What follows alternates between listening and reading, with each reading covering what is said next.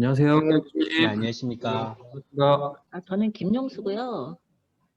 저희 세션에 장준철, 이춘식 박사님 저희 같이 다 있어요. 네, 저희 안녕하십니까. 같이 셋이 모여 있습니다. 네, 안녕하십니까. 김철민 박사라고 하고 있고, 강원대 부동산학과의 강사입니다. 예. 네, 네, 그리고, 반갑습니다. 반갑습니다, 교수님. 네. 아직 저희 30분 시작하기 계실 텐데, 좌장이 아마. 예, 윤준상 교수님이신데 네. 아직 안 들어오신 것 같습니다. 네. 익숙하신 분일수록 시간을 딱 맞춰서 들어오시는가 봐요. 네, 대부분 다. 네. 저희는 1시부터 만나서 준비하고 있었는데. 원래 발표자 제일 바쁘신 분이 발표자죠. 네. 생전 처음 해보는 거라 가지고요. 네.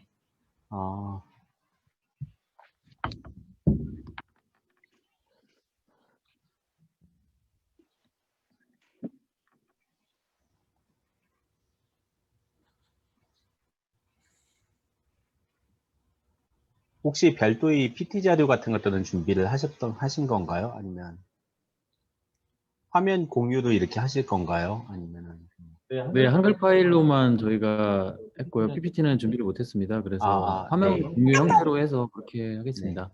네, 알겠습니다. 저는 자료 공유할 자료는 없고요. 네.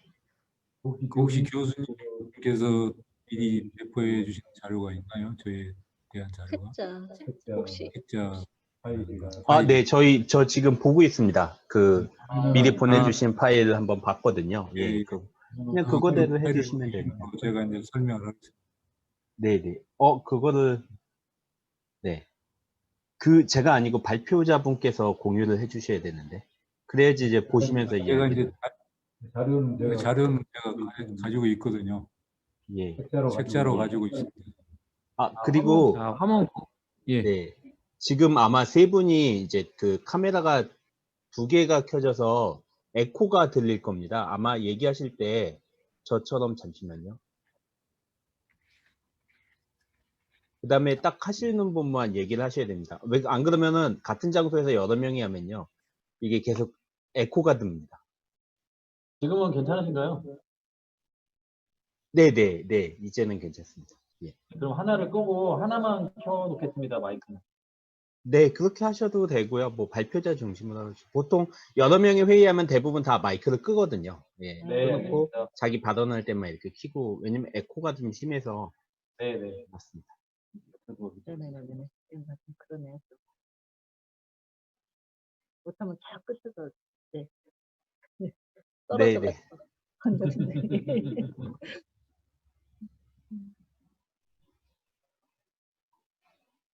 오늘 날씨도 엄청 좋은데 다들 너무 정신이.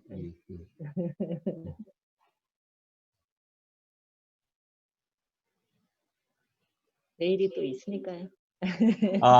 네. 일금터는 혹시 사무실에 어디이신 건가요? 아직 사무실은 없고요. 네. 아직 이제 법인이나 이런 형태로 정식 출범하는 것은 아니고 이제 곧 아마 그쪽을 해서 네. 본격적으로 이제 활동이 진행되지 않을까 생각하고 있습니다. 네, 이제 사회적 기업이신 거죠? 아직 그 형태가 정해지진 않았습니다. 이제 출발하시는 거군요. 이제 출발이라서. 네네. 네. 네. 어떤 말씀인지 알겠습니다. 저도 지금 이제 개인적으로 하는 게 스타트업이 좀 있어가지고. 그러세요? 네. 그러니까 이게 저도 이제 다음 달에 이제 법인 설립하고 막 해야 되는데. 형태도 뭐 개인 법인으로 할지 아니면은 개인으로 할지 법인으로 해야 될지 뭐 이것저것 되게 일이 많더라고요. 사회적 기업인지 뭐 협동조합인지 뭐. 네.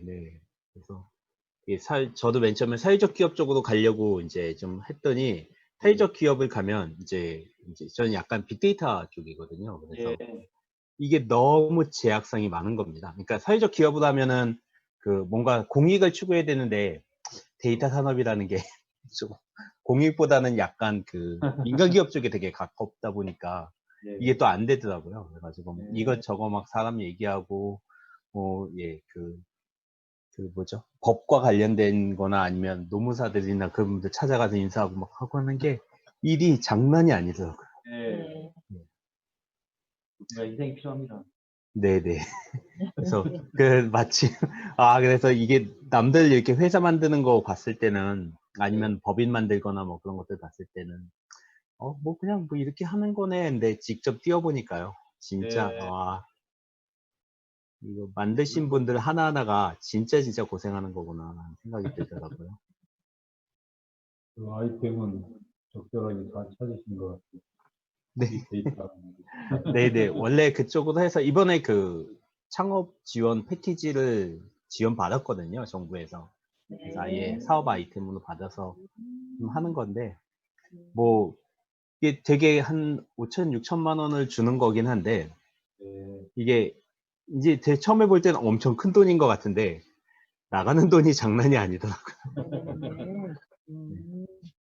당장 다음 달, 올 겨울 안에 투자를 한 1, 2억을 받지 못하면 안 되는 것 같습니다. 네. 당장 프로그램을 개발해야 하고 막 그래야 되는 거기 때문에 들어가는 돈이 네. 억 단위가 들어가더라고요. 일단은. 그런 것들에서 저도 하다 보니까 이게 처음에 시작할 땐 뭐 슬슬 그냥 연구하듯이 논문 쓰듯이 하면 되지라고 했는데 이제 여러 사람이 얽히고 막 그러면은 진짜 일도 복잡해지고 그렇죠. 네. 나중에 또 막 엊그저께는 무슨 변호사분하고 이제 저번 주에 한번 얘기했었는데 지분 방어에 대한 문제도 있고 막 그래서 이게 장난이 아니고 좋아요. 네. 아무튼 잘 되시길 바라겠습니다, 교수님. 아닙니다. 네, 안녕하십니까. 안녕하세요. 안녕하세요. 안녕하세요. 이제 아니, 어렵게 들어왔네요. 저 공주대학교 윤윤상입니다. 반갑습니다. 안녕하십니까, 반갑습니다. 교수님. 오늘 어떻게 또 다 들어오신 건가요? 우리 김철민 교수님 들어오셨고, 네, 유용수 선생님 들어오셨고, 이춘식 장준철 선생님 들어오셨나요? 네. 그렇습니다. 네, 반갑습니다. 네, 반갑습니다, 네. 교수님. 안녕하십니까, 교수님. 미숙해가지고 지금 들어오게 됐습니다. 하여튼 반갑고 저희 섹션 커뮤니티 개발과 재정 세션입니다. 그래서 섹션 5 주제가 커뮤니티 개발과 재정인데 저는 자장을 맡게 된 공주대학교 윤준상입니다. 반갑습니다. 네, 반갑습니다. 처음 봤는데 각자 소개를 먼저 하고 참여하신 분들 인사하고서 시작하도록 할까요? 네. 네, 뭐 발제하시는 김용 선생님부터 자기 소개 좀 해주시죠. 네. 저는 저희 LH에 소속을 갖고 있습니다. 지금 현재 부장이고요. 벌써 31년 차인 것 같아요. 그래서 같은데 기업개발학과로 해서 박사과정 입학은 13년도에 했어요. 근데 그래서 계속 뭐 휴학 없이 이제 해서 15년도에 졸업했었는데 계속 이제 논문을 못 쓰고 계속 숙제로 가지고 있다가 올해 이제 엄두를 내서 이번에 좀 논문 학위를 받았습니다. 그래서 그 내용을 갖고 이제 설명드리는 그런 기회가 주어져서 너무 영광스럽게 생각을 합니다. 네, 교수님 반갑습니다. 저희 그리고 같이 장준철 박사님, 이춘식 박사님 같이 모여서 하고 있어요. 지금 한 장소에 같이 있습니다. 네, 반갑습니다. 네. 다음에 이춘식 박사님. 저는 새마을금고 중앙회에서 근무하다가 퇴직을 했고요. 이제 같은 데서 박사과정을 들어간 그리고 이제 새마을금고 중앙회 감독위원회라는 데가 있습니다. 거기에 지금 감독위원으로 지금 다니고 있고요. 이렇게 오늘 좋은 날씨인데도 불구하고 두 분 교수님께 함께 영광스럽게 생각하고 있습니다. 네, 다음에 장준철 박사님. 네, 안녕하세요, 교수님. 네, 저는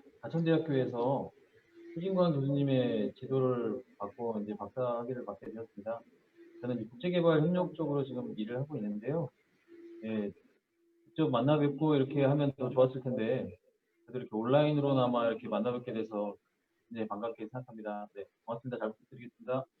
네, 반갑습니다. 다음에 우리 토론을 네. 맡으신 강원대학교 김철민 교수님. 네, 안녕하십니까. 김철민 박사입니다. 저는 강원대학교에서 지금 부동산학과에서 그 강사를 하고 있고요. 그 다음에 그 외에도 그 성결대에서 국제개발협력학을 강의를 같이 하고 있어서 이런 주제들을 봤을 때 좀 되게 재밌었던 주제들이 있어가지고 오늘 참 참여하게 돼서 반갑습니다. 교수님과는 이제 작년에 저희 그 아마 그 균형 포럼인가 거기서 한번 인사를 드렸던 건데 잠깐 인사를 드려서 아마 잘 기억은 못 하실 것 같습니다. 아유, 반갑습니다. 네. 네, 다 저희 다 같이, 저도 공주대학교 지역개발학부 있습니다. 지금 만나 뵙게 또 이거 빈년이고, 이게 최근에 이게 주문하다 보니까 되게 어디 이상하고 좀 그러네요. 그래서 네. 오늘 좀 좋은 계기가 되고 좋은 주제를 가지고 서로 공부하는 시간이 됐으면 합니다. 제가 네. 터 1구매 세 분이 다 발표가 터 1구매시더라고요. 터 1구매가 뭔가 하고 찾아봤더니 우리 경원대 소진강 교수님 제자들이시죠? 예, 맞습니다. 소진강 교수님은 제가 잘 알아요. 가끔 충청도 출신이시고 회의나 그래서 자주 뵀는데 하여튼 훌륭하신 교수님 밑에서 공부를 하셨고 하여튼 반갑습니다. 그러면 저희가 이제 이제 학회를 섹션 5를 시작할까 하는데 발제를 세 분이 해주셔야 되는데 주제가 다양합니다. 그래서 먼저 우리 순서대로 김영수 박사님부터 원주민의 사회 경제적 특성이 재개발 사업 방식에 미치는 영향에 대해서 우리가 발제를 부탁드리고요. 발제 시간은 어떻게 할까요? 자유스럽게 할까요? 저희가 이렇게 매어진 시간은 없는데 하여튼 되실 수 있는 대로 하시고 너무 또 길면 좀 형평성 한 2, 30분 내로 맞춰주시기 바랍니다. 그래서 나중에 김철민 박사님께서 종합 토론을 해주시면 되겠습니다. 그러면 우리 김영수 박사님 먼저 발제 시작해 주시죠. 네. 자료 공유, 한글이지만 자료 공유해서 보여드리는 게 좋을 것 같아요. 그리고 저는 시간이 전에 보니까 10분이 안 걸리더라고요. 그래서 논문 심사 받을 때 보고 한 거 내용으로 해서 아마 너무 짧을 것 같아서 짧으면 좀 곤란하나요? 그만큼 이제 토론을 많이 하면 될 테니까요. 네, 그럼 자료 공유 화면으로 보여드리겠습니다.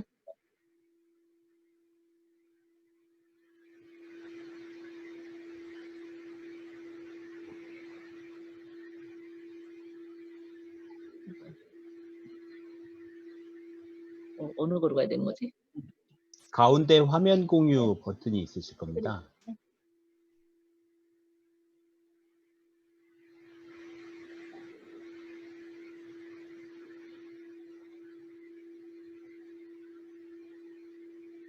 네, 자료 떴네요. 네. 네, 반갑습니다. 미리 이제 바로 하는 게 이제 여의치 않아서 저희 회사 내에서도 회의하고 그럴 때 미리 이렇게 원고를 작성해 놓고 그렇게 해야 되더라고요. 그래서 이렇게 해놨는데 가능하면 저희 현실감을 살려서 이해가 바로 되도록 그렇게 해보겠습니다. 저는 지난 8월 말에 원주민의 사회 경제적 특성이 재개발 사업 방식에 미치는 영향이란 논문 제목으로 2013년에 박사과정에 입학해서 아까 말씀드렸다시피 15년에 수료한 이후로 이제 숙제로만 계속 남겨놓았다가 이번에 박사학위를 받았습니다. 그래서 아직 잉크도 마르지 않은 상태에서 이번 지역개발학회 국제학술대회에 참여하게 되어서 한편 부담스럽기도 하지만 가문의 영광이라는 생각이 듭니다. 그래서 논문 요약이라고 생각하시고 가볍게 들어주시면 감사하겠습니다. 어저께 하고 그제부터 이제 뭐 학술대 이렇게 하시는 거 유튜브로 보니까 파워포인트로 원고를 준비했더라고요. 그래서 파워포인트로 이렇게 준비를 했으면은 더 보시기에 편안하시고 이해도 예, 잘 되시고 이제 파악이 바로 되셨을 건데 아, 제가 부족해서 미리 그런 경험이 부족해서 그런 준비를 못했습니다. 네, 불편을 드려 송구스럽습니다. 그럼 설명드리겠습니다. 도시가 생성되어 발전하고 또 쇠퇴하고 침체 생애 주기를 거친다는 전제하에 도시가 소멸하지 않고 보다 쾌적한 환경을 유지하기 위해서는 적정한 시기에 도시 재생의 수단이 필요할 것입니다. 우리나라의 경우 1960년대에 급속한 도시화로 단기간에 집중적으로 건설된 주택 등이 30년에서 40년의 시간이 경과됨에 따라 주택 개량 시기가 대규모로 도래하게 되었는데 적기에 정비가 이뤄지지 않을 경우 노후 불량 주거지로 변모하게 되면서 주거지 전반에 걸친 침체가 일어나는 것이 일반적인 도시 환경의 흐름이라고 볼 수 있습니다. 이에 대규모 주택 개량이 불가피해지면서 이주단지의 필요 등으로 주택 공급의 시급성이라는 시대적 필요성과 맞물려 1980년대부터 민간주도 주택 재개발 사업이 추진되기 시작했습니다. 문제는 주택 재개발 사업이나 재건축 사업 등 도시 정비 사업의 추진을 통해 평균적으로는 양질의 주택 재고를 보다 많이 확보할 수 있었으나 그 과정에서 봉착하게 되는 가장 큰 부작용은 저렴한 주택 재고를 일시에 소멸시켜 기존 저소득 주거 취약층의 주거 안정을 크게 위협한다는 점입니다. 이러한 문제인식에서 기존의 민간개발 위주의 정비사업에 대한 새로운 방향 전환이 필요하지 않겠나 하는 고민에서 성남시 원도심을 대상으로 원주민의 주거 특성이 재개발 사업 방식에 미치는 영향에 대해 연구를 해보고자 착안을 했습니다.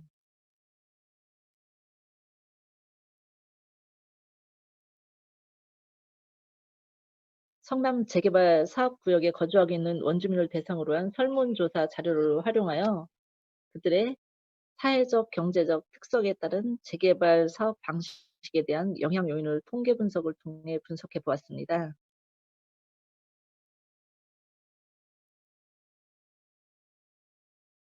성남시는 이미 1, 2단계 재개발 사업을 민간 내지는 공공주도의 사업으로 성공적으로 추진을 하고 있는데 성남시 2030 도시기본계획상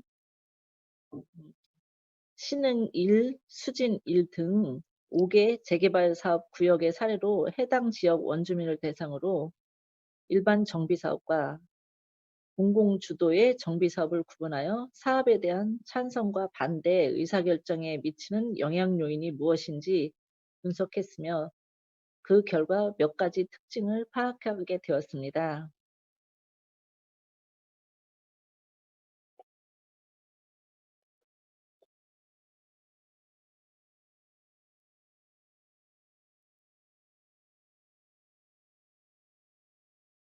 첫째, 민간개발 정비사업에 대한 찬성률보다 공공주도 정비사업에 대한 찬성률이 87%로 7% 더 높게 나타났습니다. 이것은 민간개발 정비사업에 반대한 응답자 중에서 64%가 공공주도 정비사업에는 찬성한 결과입니다.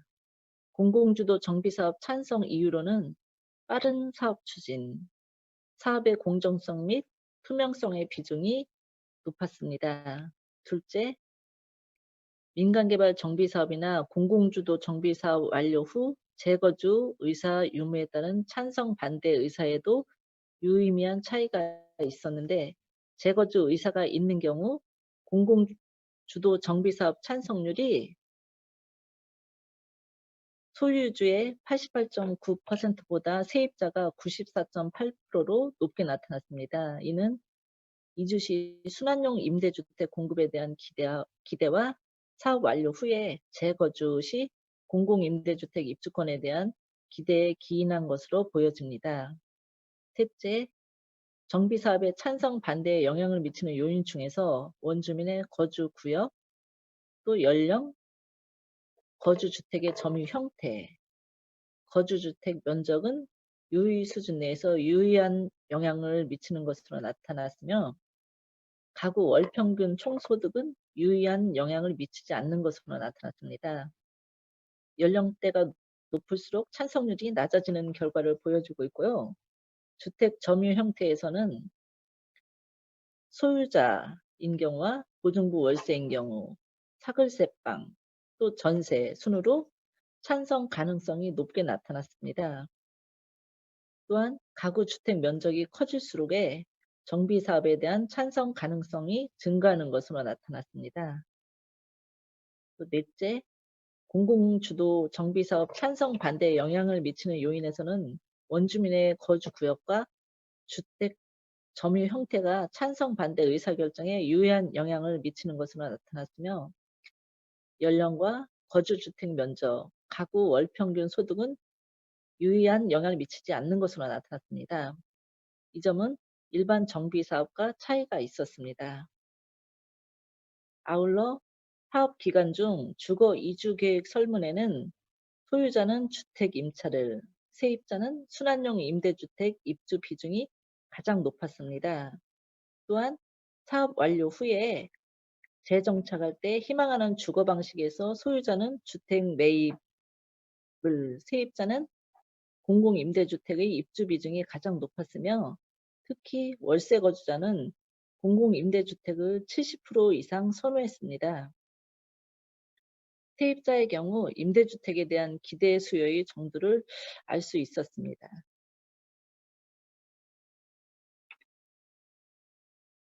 이게 자료 공유랑 이게 제대로 맞아 가지가 않네요. 죄송합니다.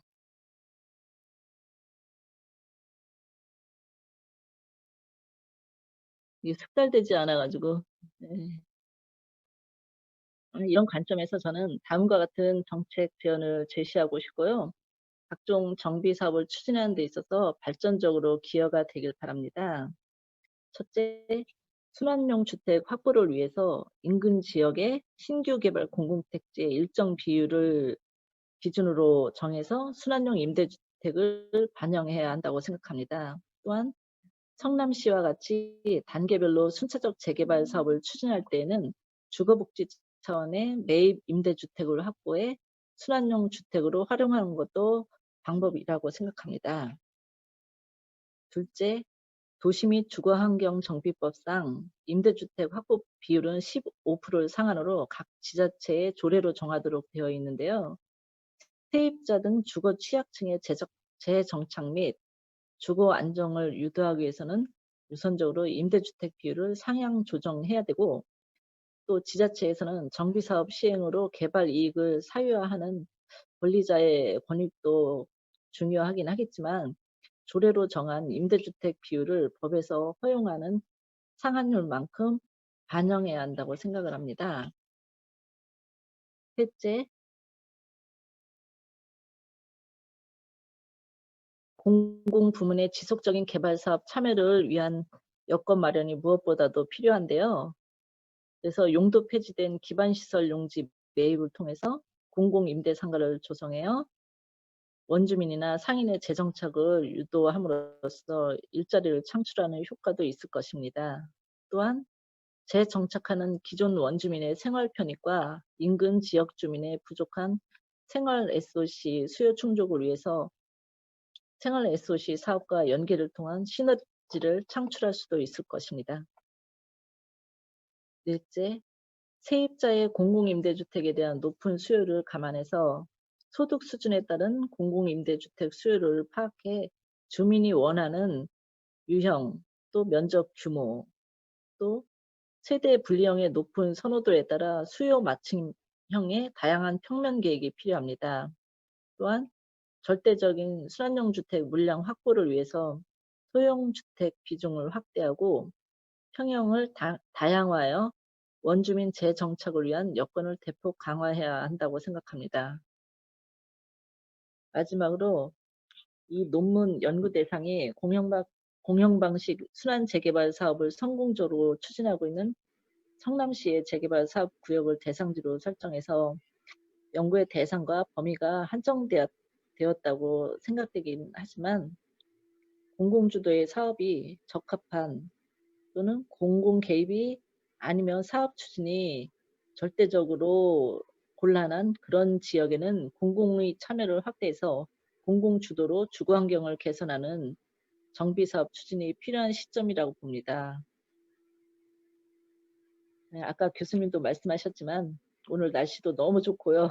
가족과 함께 나들이 하기 딱 좋은 토요일에 부족한 제 논문 내용을 경청해 주셔서 네, 감사드립니다. 앞으로 좀 더 세밀하게 연구해 보려는 생각인데요. 두 분 교수님의 좋은 말씀과 또 다른 의견을 주시면 개인적으로 저에게는 큰 도움이 될 것 같습니다. 부탁드리겠습니다. 네, 이만 제 설명은 마치도록 하겠습니다. 네, 고생하셨습니다. 저 좋은 주제인 것 같습니다. 요새 최근에 뭐 여러 가지 부동산 정책을 위해서 어떤 뭐 전세나 임대에 대한 문제점이 계속 얘기되고 있는데 시기적으로 상당히 중요하고 한 주제인 것 같습니다.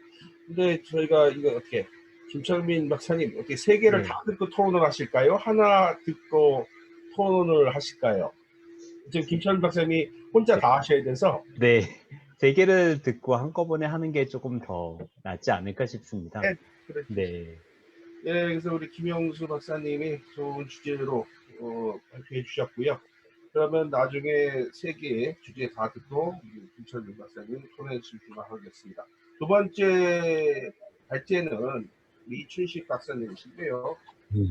행정 감독이 지역 금융에 공간 확산에 미치는 영향, 이 새마을 금고를 사례로 주제를 잡으셨는데요. 저도 한번 펴봤는데 상당히 중요한 내용 같습니다. 그래서 지금 뭐 재개발, 금융, 국제협력 상당히 다양한 주제로 다루기 때문에 상당히 이게 이거 학부생들이나 대학원생들 해갖고 있던 섹션을 갖고 좀 참여해서 되게 좋은 주제였던 것 같아요. 그래서 또 기대가 됩니다. 두 번째 발제 우리 이춘식 박사님 시작해 주시기 바랍니다. 먼저 이 논문에 대한 전체적인 그 개요를 말씀드리고요. 그 자료 그대로 해서 세부적인 내용을 간략하게 말씀드리도록 하겠습니다. 새마을금고는 그 지역금융기관입니다. 지역금융은 일정 공간 범위의 주민과 기업을 대상으로 금융 서비스를 제공하며 지역경제와 상호작용함에 따라서 지역 발전을 도모하는 공공부문의 행정감독을 받고 있습니다. 지역금융에 대한 수요는 지역,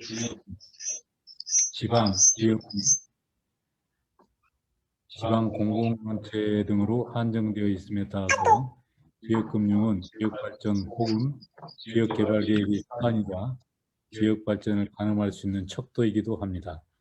이러한 맥락에서 이 논문의 목적은 행정감독이 지역금융의 공간 확산에 미치는 영향을 새마을금고를 사례로 분석하는 데 있습니다. 다음 2페이지입니다. 지역금융이란 일정 지역을 단위로 발생하는 전반적인 금융활동을 의미하며 구체적으로는 지역 주민, 지역 기업 및 지방 공공단체 등의 금융 수요에 대응하여 금융 서비스를 제공하는 행위로 규정할 수 있습니다. 우리나라에서 지역금융 활력화에 대한 관심과 논의는 지역균형 발전의 필요성 및 정책 패러다임의 변화와 금액을 함께하고 있습니다.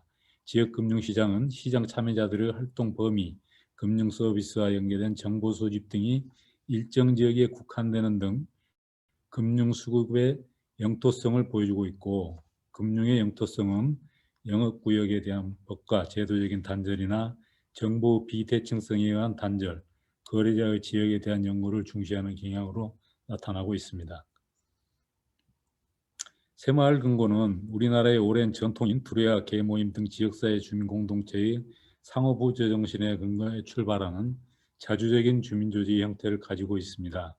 직능적인 억엽별 지역금융기관은 농협, 수협, 산림조합의 상호금융부문과 신용협동조합 등 개별법과 함께 금융위원회 고시로 상업금융 업무 감독 규정에 따라서 감독 규정이 동일하게 적용되고 있으나 새마을금고는 이런 법제적인 주무부처가 금융을 관장하지 않는 비금융 중앙부처라는 특징이 있고, 또 이 논문은 새마을금고에 대한 행정감독 변화와 공간확산과의 상호작용 관계를 분석하는 데 그 목적을 두고 있습니다.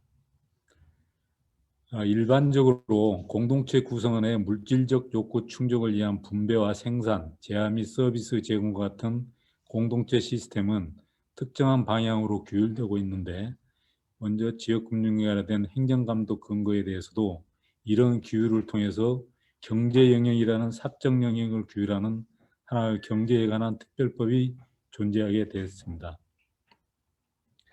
헌법과 경제행정법은 공경제법에 속하며 현행 헌법은 제23조에서 사유재산권을 보장하면서도 동법 제119조 제2항에서 국가에 의한 경제작용에 대한 통제 권한을 비교적 넓게 인정하고 있습니다.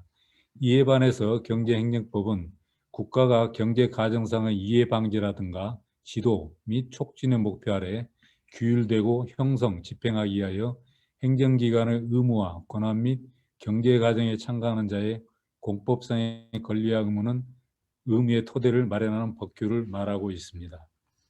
새마을금고와 같은 금융업에게는 정보 비대칭이 크게 작용하고 있습니다.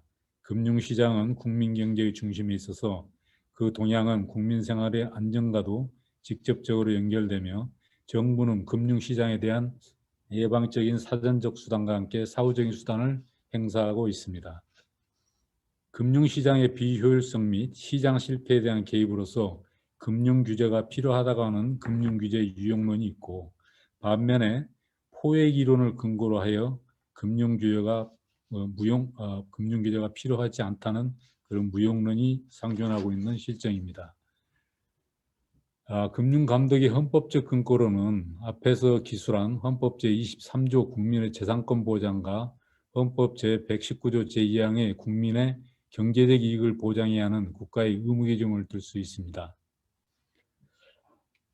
다음으로 금융규제의 목적에 대해서 이제 허린과 산토메로는 표 1과 같이 시스템 위험이라든가 고객보호, 효율성 강화, 사회적 목적이라는 그런 규제 목적으로 규제를 하고 있다고 언급한 바가 있고요. 또 포획이론과 같은 사적 편익이론의 관점에서는 케인의 금융규제에서의 이의무 연쇄구조라는 분석 툴을 이용하여 그림 1과 같이 설명하고 있습니다. 다음으로 지역금융의 행정감독에 이어서 공간제약과 공간확산을 살펴보면, 지역의 공간적 제약에서 거래가 행해지는 지역금융시장은 정보의 비대칭성 때문에 더욱 필요하고, 재무적인 신용평가와 같은 경성정보에 의뢰하는 거래만이 있는 것이 아니고 제한된 연성정보를 반영하여 거래가 이루어지므로 정보의 비대칭성이 지역금융을 지배하고 있습니다. 정보의 비대칭성을 좁혀줄 수 있는 지역금융시장이 제한적인 금융서비스의 공백을 채워줄 수 있다고 보아지고, 정보가 부족한 금융수혜자에 대한 자금의 공급 회피를 상대적으로 더 많은 지역 내 정보를 가지고 있는 지역금융기관이 보완할 수 있기 때문에 지역금융기관이 필요하다는 논지가 되겠습니다. 다음으로 공간확산이란 특정 현상이 한 지역이나 사회 집단에서 시간이 경감에 따라서 특정 경로를 통해 다른 지역 또는 사회 집단으로 전달되는 전파 과정입니다. 한 사회에서 경제성장이라든가 지역발전, 인간생활의 변화는 모든 혁신의 확산에 따른 의사결정의 결정이며, 확산 과정은 특정 지역의 사회, 경제적 경관을 변화시키는 중요한 요인 중의 하나입니다. 헤거스트란드는 인간의 모든 경제활동이 공간 위에서 행해지는 것과 같이 혁신의 발생과 확산 또한 공간상에서 이루어진다고 하였고, 혁신의 확산은 혁신 발상자와 이를 따르고 수용하는 추종자를 연결하는 과정으로 진행되고 있습니다. 혁신 추종자는 다른 사람에 의해 발생한 혁신의 필요성을 인식하는 사람이고, 이러한 필요성을 충족하기 때문에 충족하기 위해서 혁신을 받아들이는 과정에서 새로운 공간 현상, 즉 시간과 공간의 상호작용을 매개한다고 할 수 있습니다. 시간과 공간의 상호작용 과정에서 인간 활동은 일종의 경로를 그리게 되는데, 이런 경로가 시간 경과로 이어지는 상황의 연속성으로 나타낸다고 말하고 있고, 이러한 경로는 개별 인간의 활동을 통해 시간과 공간이 상호작용하는 과정을 보여주고 있습니다. 또한 인간과 공간의 관계를 보다 복합적인 관점에서 접근하는 시각도 있는데, 경제활동의 입지선정은 이미 다른 사람들에 의해 만들어진 공간의 속성에 근거하여 영향받지만, 이러한 입지 결정은 또 다른 경제활동의 장소 선택에 영향을 미칠 수 있는 새로운 공간 질서를 만들게 된다는 것입니다. 혁신의 확산 유형은 팽창, 이전, 전염, 계층 등 확산을 들 수 있고, 이제까지의 확산 이론은 지속적인 성장 전파의 경로만을 다루었으나, 해외 새마을운동 전파 사례를 분석한 소진강은 병합, 폐지, 합병 등 새로운 확산 경로를 보여준다고 하였습니다.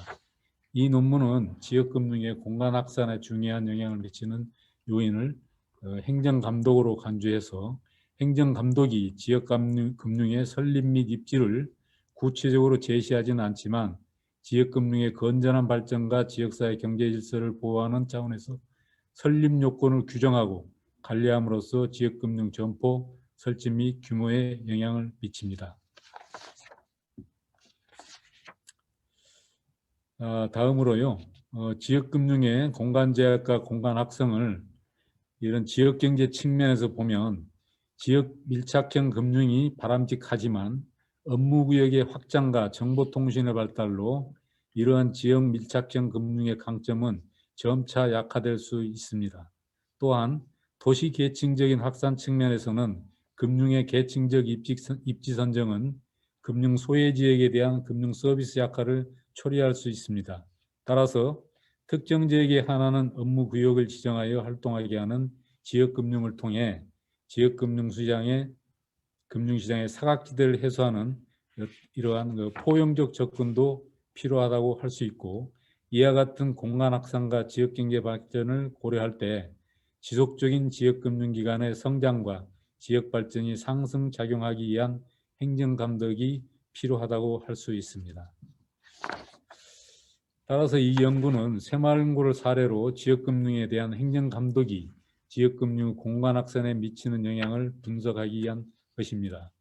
행정감독권 변화에 의한 새마을금고 공간 확산의 관계를 분석하는 모양은, 첫째, 새마을금고와 관련된 다양한 법제도의 변화를 근거로 먼저 행정감독권의 주요 변화 시기를 구분하여 정립했고, 두 번째로 새마을금고에 대한 행정감독의 변화에 따른 새마을금고의 공간 확산 현상에 대해서 분석하였습니다.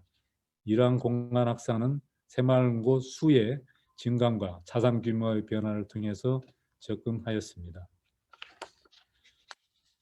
다음으로 이제 새마을금고의 연역이나 성장 같은 것은 자료를 참조해 주시고요. 14페이지 표 3은 새마을금고의 연도별 성장 추세를 보여주고 있습니다.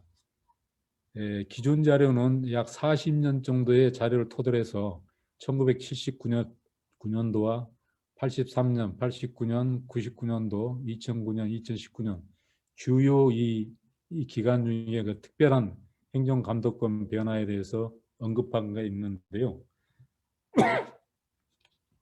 이 부분은 이 공간적 변화에 따른 어떤 행정감독 변화에 대한 내용을 중점적으로 표 4를 참조하여 주시기 바랍니다.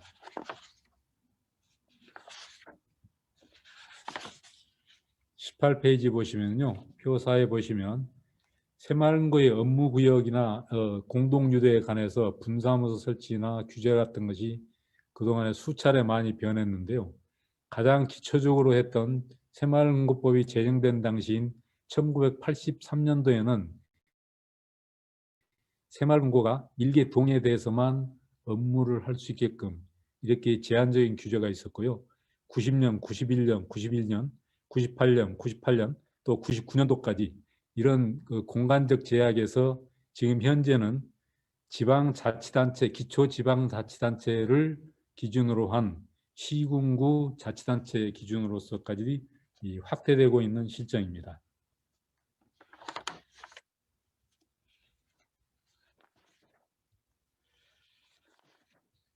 다음으로 21페이지. 이와 같은 새마을금고의 특징적인 행정감독 변화와 관련해서 시대별 공간 확산 성과 지표인 금고수와 자산을 살펴보면 표 6과 같이 또 표 7과 같이 나타내고 있습니다. 먼저 표 6의 금고수를 보면 1979년도에는 전국적으로 새마을 금고수가 39,265개가 있었습니다. 그래서 현재 2019년도에는 1,301개가 있고요. 79년 대비해서 전체 96.7%가 소멸하고 현재 3.3%만이 상존하고 있는 이런 실정으로 나타나고 있습니다.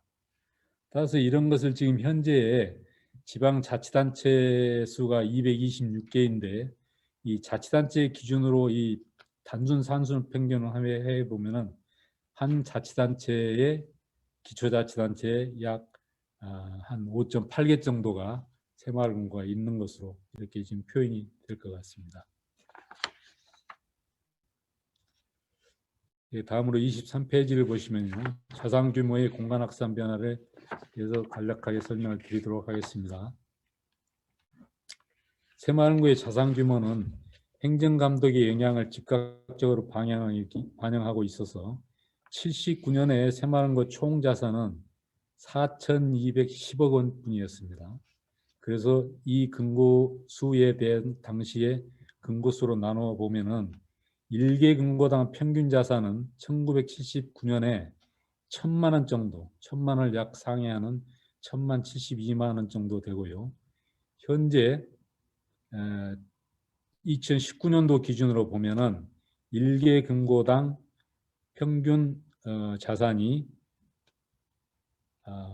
1,464억 원입니다. 그러니까 엄청나게 늘어났는데요. 또 이런 부분들은 다음에 표 7을 보시면은 좀 각 지역별로 연도별로 그 현황 자체를 보시면은 좀 차이를 보실 수 있는 그런 자료를 참조해 주시기 바랍니다. 그래서 표 7에 보시면은 2019년도 기준으로 봤을 때 각 지역별로 지금 10조 이상이 상회하는 지역이 전체 17개 시도에서 보면은 한 5개 지역 정도가 지금 보여지고 있는 것을 알 수가 있습니다. 끝으로 이러한 그 새마을금고에 대한 행정감독 변화가 새마을금고 수의 공간적 변화를 어떻게 가져왔고 이 공간적 변화가 이루어짐으로써 새마을금고의 성과지표인 자산이라는 규모가 어떻게 변화되어 있는 것을 부족합니다만 간략하게 말씀을 드렸고요. 끝으로 이런 그 행정감독 변화에 따른 공간 확산 지표로는 금고수와 자산 규모를 이제 설명드렸습니다. 이러한 새마을금고의 통폐합을 통한 새마을금고 수는 계속해서 지금 감소하고 있고요. 둘째로 이런 자산 규모는 지역금융 건전성 확보라는 행정감독의 영향을 받아서 금고가 수는 계속 줄어들고 있음에도 자산은 계속 늘어나는 이런 과정을 보이고 있습니다. 그리고 결론적으로 말씀드리면 행정감독 변화에 따른 새마을금고의 공간 확산 및 성장 관계를 분석해 볼 때 새마을금고에 대한 행정감독 변화는 새마을금고의 공간 확산을 유인하였고 또한 결과적으로 새마을금고의 성장과도 연계되어 긍정적 효과를 가져왔음을 알 수 있습니다. 그다음 두 번째로 이러한 새마을금고 공간 확산이 이루어지면서 성과지표인 자산 규모는 지속적으로 증가하였습니다. 결과적으로 금고수는 감소하는데 새마을금고의 성과지표인 자산 규모는 증가하고 있음은 행정감독이 새마을금고의 공간 확산 및 경영 합리화에 영향을 미쳤음을 입증하고 있다고 할 수 있고 이러한 특징은 일정 지역을 업무구역으로 하는 지역금융기관의 영토성 제약과 감독기관의 행정감독 변화에서 비롯된 시간과 공간의 상호작용 과정에서 나타나는 하나의 경로라고 할 수 있다고 할 수 있습니다. 이 부족한 내용을 경청하여 주셔서 대단히 감사합니다. 이상입니다. 네, 고생하셨습니다. 네. 아이고, 이 주제 내용이 상당히 방대한 내용을 정리를 해주셨네요. 또 이것도 새마을 이따가 뭐 토론 시간에도 얘기하겠지만 새마을 금고가 그동안에 많은 부침이 있었네요. 그 내용들 역사적인 경과와 현재 문제점도 잘 지적을 해주신 것 같습니다. 그럼 마지막 주제 발제 부탁드리겠습니다. 장준철 박사님께서 한국의 지역사회 개발 분야 국제개발 협력의 성과와 과제에 대해서 발제 시작해 주시기 바랍니다. 네. 네, 저는 한국의 지역사회 개발 분야 국제개발 협력의 성과와 과제라는 주제로 작성을 했고요. 저는 이제 미얀마 2개 마을 사례를 이제 분석을 했습니다. 지금 그 국제개발 협력은 이제 저희 나라 같은 경우는 이제 코이카가 무성원조 무상원 총괄 기관으로서 이제 그 담당을 하고 있는데요. 외교부하고. 근데 이제 다른 그 부처에서도 국제개발 협력 사업을 많이들 추진을 하고 있습니다. 뭐 국토부나 환경부나 뭐 교육부나 자체적으로 다들 이제 국제개발 협력 사업을 추진을 하고 있는데요.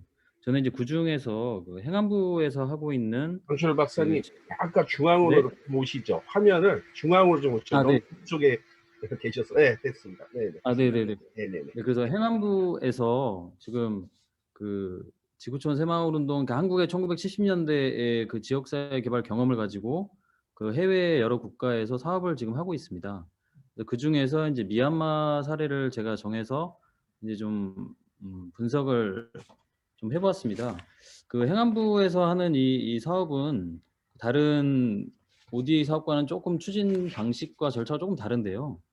이제 다른 쉽게 코이카를 예로 들면 이제 코이카 같은 경우는 국내에서 이제 입찰을 통해서 추진 기관을 선정을 하고 이제 그 기관이 어떤 현지에 가서 물품을 조달을 해가지고 이제 건물을 지어준다든지 어떤 사업을 하는 그런 식의 약간 뭐 하향식의 좀 특징을 가지고 있는 그런 사업이라고 한다면 그 행안부에서 하고 있는 이 사업은 주민들이 직접 사업 계획부터 사업 추진, 사업 선정, 사업 추진, 그다음에 이제 뭐 정산이라든지 뭐 이런 부분까지 주민들이 거의 직접 담당을 하기 때문에 조금 사업 방식이 조금 다릅니다. 그래서 이러한 사업의 형태가 이제 어떠한 그 성과가 있고 이제 또 마을 내에서 지도자를 선발해서 새로운 이제 조직도 갖추게 하고 뭐 이런 식으로 사업을 추진하게 하는데 그러한 과정에서 어떤 주민 조직이나 그게 어떤 변화가 있는지 누가 주요한 행위자로서 좀 활동을 하고 있는지 이제 그런 것들을 분석하기 위해서 사회 연결망 분석이라는 툴을 활용을 해서 그 분석 대상 2개 마을을 분석해 보고자 하였습니다. 그래서 제가 이 화면 공유를 했어야 되는데 예.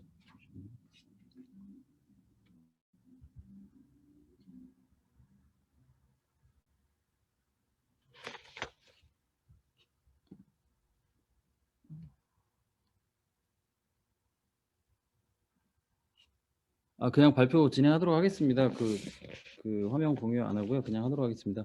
그래서 이제 이론적 논의에서는 이제 참여적 개발이라고 해서 그 기존에 진행되어 온 그 국제개발 협력 사업이 그 하향적 방식으로 진행이 되어서 이제 주민들의 뭐 역량 강화라든지 뭐 이런 것들도 달성하지 못했을 뿐만 아니라 그 경제는 성장했지만 뭐 지역 간, 사회 간, 계층 간, 그다음에 남녀 뭐 젠더 간에도 그 격차를 해소하지 못하고 심화시키는 결과를 초래한 걸로 지금까지 평가가 되고 있습니다. 그래서 이제 개발에 대한 관점도 이러한 하향식 개발보다는 주민들의 직접 참여를 통한 뭐 공동체 참여, 그다음에 지속 가능한 개발, 뭐 굿 거버넌스 등으로 이제 변화가 되어 왔습니다. 그래서 인간이 어떻게 보면 그 개발 과정에서 약간 뭐 수단으로 인식되었다라는 그런 의미로도 생각이 될 수가 있는데요. 이제 참여적 개발에서는 개도국 주민들 자신이 자신의 삶과 밀접하게 관련되어 있는 어떤 프로젝트에 직접적으로 참여해서 그에 대한 이익을 공평하게 분배하는 그런 그 인간 중심적인 개발이 이제 강조가 되게 되었고요. 이제 그런 측면에서 이러한 그 주민주도형 지역사회 개발이라고 하는 것은 주민들이 개발 과정에 자발적이면서 또 광범위하게 참여를 통해서 개발이 이루어지도록 하는 어떤 뭐 분권화, 개발 분권화 전략이라고 볼 수 있겠습니다. 그래서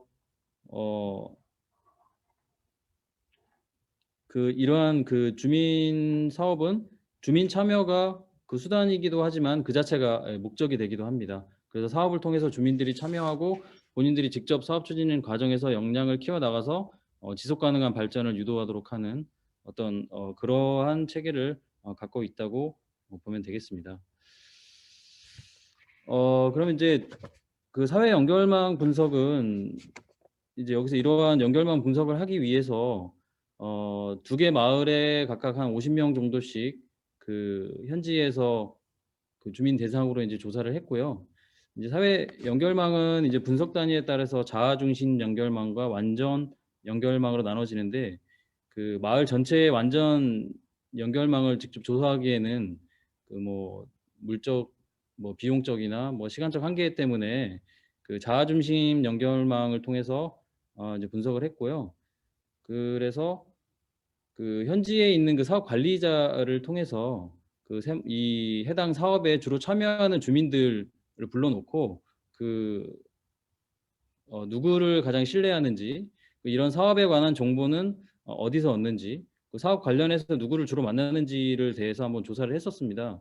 근데 지금 현재 논문에는 이제 신뢰하고 그다음에 정보를 어디서 얻는지에만 이제 분석이 되어 있는데요. 그래서 이제 분석 결과 부분을 설명을 드리면 그 대상 마을의 현황은 이제 마을 하나는 미얀마 양곤주에 위치한 따나핀 마을이고요. 또 다른 하나의 마을은 동파운지 마을입니다. 그래서 따나핀 마을은 약 752명의 소규모 마을이고 주민들의 학력 수준도 대체로 초등학교 졸업이 한 63% 정도로 대체로 낮고 그다음에 그 대부분 절반 이상이 농업에 종사하는 전통적인 한국의 어떻게 보면 농촌 마을과 비슷한 그런 특징을 보이고 있는 마을이고요. 그 마을의 한 소득 수준은 한 월 평균 한 140불 정도 되는 걸로 지금 확인이 되고 있습니다. 그리고 현재 이제 마을에서는 마을 기금을 가지고 있는데요. 저희 이 사업을 통해서 약 5만 3천 불 정도의 마을 기금을 축적해가지고 1년 단위로 대출을 하고 상환하면서 그 주민들이 그 돈을 가지고 사업을 할 수 있도록 그렇게 소액 금융 사업을 하고 있고요. 이자는 약 1.5%인데 이 중 한 0.5%는 마을 기금으로 다시 적립을 하고 있습니다. 그리고 이제 이 따나피 마을은 2012년부터 동파운지 마을과 둘 다 2012년부터 사업을 추진해 왔는데요.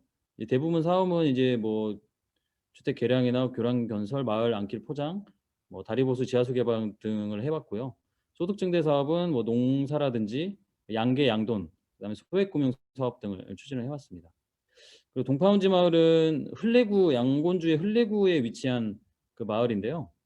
그 총 한 10개의 자연부락으로 구성이 되어 있고 인구는 한 6,159명, 가구 수로는 한 1,500가구 정도가 되는 아주 큰 마을입니다.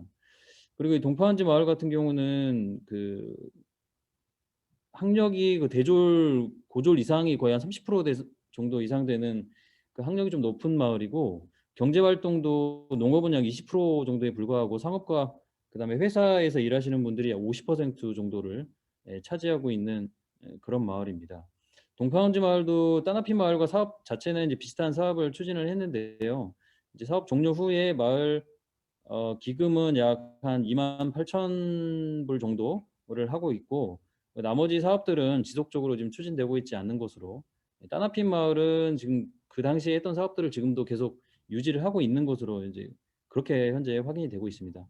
그래서 이 두 마을은 조금 규모도 상당히 다르고 약 한 10배 정도 차이가 날 정도로 그다음에 그 경제활동 구조라든지 그다음에 주민들의 학력이나 뭐 구성도 상당히 다른 마을입니다. 따나피 마을은 이제 마을 전체가 대부분 이제 가족이라든지 이런 친척 관계로 유지되어 있는 그 공동체 한국의 마을과 약간 유사한 형태의 집성촌과 같은 그런 형태를 유지하고 있는 반면에 이 동파운지 마을은 약간 한국의 그 도농복합과 유사한 그런 형태를 보이고 있습니다. 그리고 이제 연결망 분석 결과를 보면요. 그 따나핀 마을의 먼저 실내 연결망에 대한 분석 결과를 보면은 그 매개 중심성은 그 중간에 이 특정 노드를 거쳐야만 다른 노드로 갈 수 있는 그런 중심성이 높은 노드를 이제 매개 중심성이 높은 노드라고 하는데, 이 자문위원하고 새마을 회장 그리고 이장이 가장 높은 그 역할을 하고 있는 것으로 그렇게 나타났고요. 그 실질적인 어떤 영향력은 새마을 회장이 가장 높고, 그다음에 이장, 그다음에 이 자문위원이 그 영향력이 상당히 그 높은 것으로 그렇게 나타나고 있습니다. 여기에서 자문위원은 그 마을의 원로나 노인분들이 이제 자문위원을 맡고 있는데요. 이러한 분들이 상당히 중요한 역할을 하고 있는 것으로 나타났고, 그다음에 그 새마을 회장이나 이장이나 모두 주민들이 직접 선출을 하는데요. 그 이장 같은 경우는 마을의 행정을 거의 담당하는 그런 역할을 하는 실질적인 그 마을의 어떤 관리자라고 보면 되겠고요. 이 새마을 회장은 이 새마을회 사업만을 위해서 특별하게 주민들이 이제 이 사업을 하기 위해 선출한 그 사람인데, 만약에 이장과 새마을 회장의 사이가 좋지 않으면은 마을에서 직접적으로 사업을 추진하기가 굉장히 어렵습니다.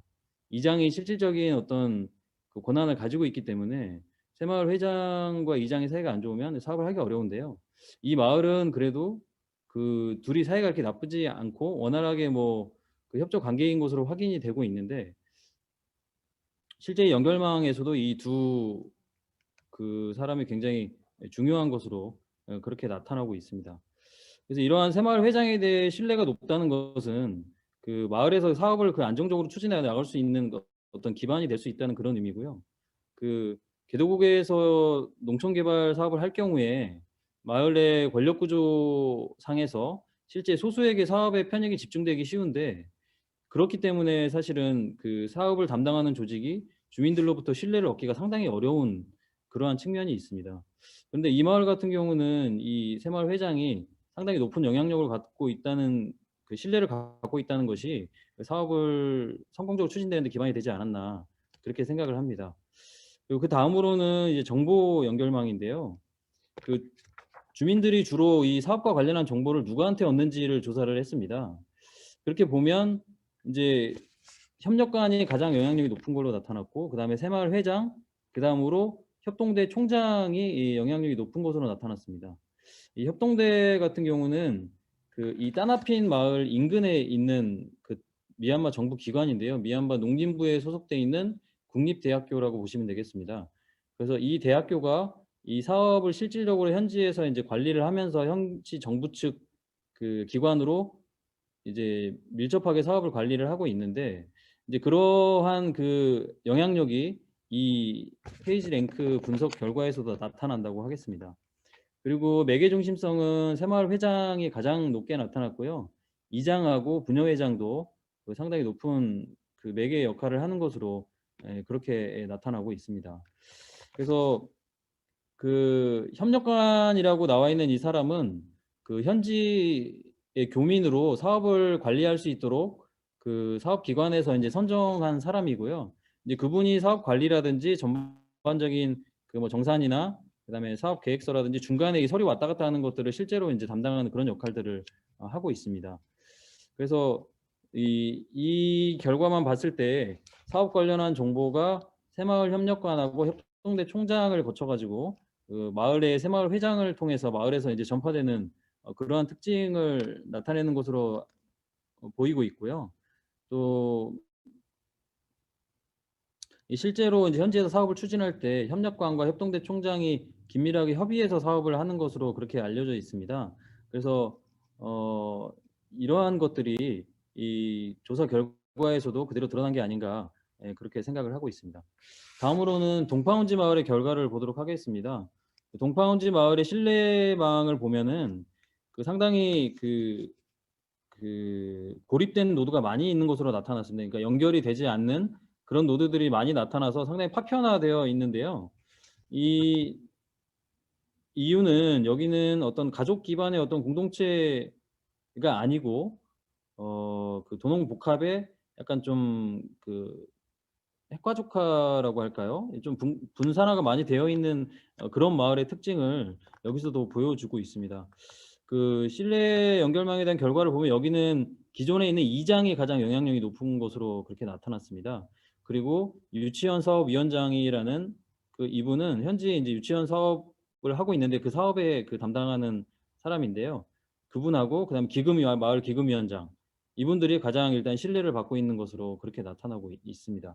그래서 따나핀 마을하고는 이 결과도 상당히 다른데요. 이 따나핀 마을은 새마을 회장이 안정적으로 조직에 정착을 해서 역할을 하고 있는 반면에 이제 동파운지 마을은 그렇지 못한 것으로 나타났고 기존의 마을 체계 조직 체계에 있는 그 임원들이 사업에 실질적으로 담당하는 그런 특징을 보이고 있는 것으로 나타나고 있습니다.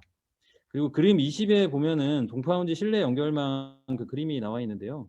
이제 고립된 노드들이 많고 다수의 어떤 그 허브 노드를 중심으로 이제 국지적으로 결합이 되어 있는 어떤 다허브 형태의 그 네트워크 형태를 보여주고 있습니다.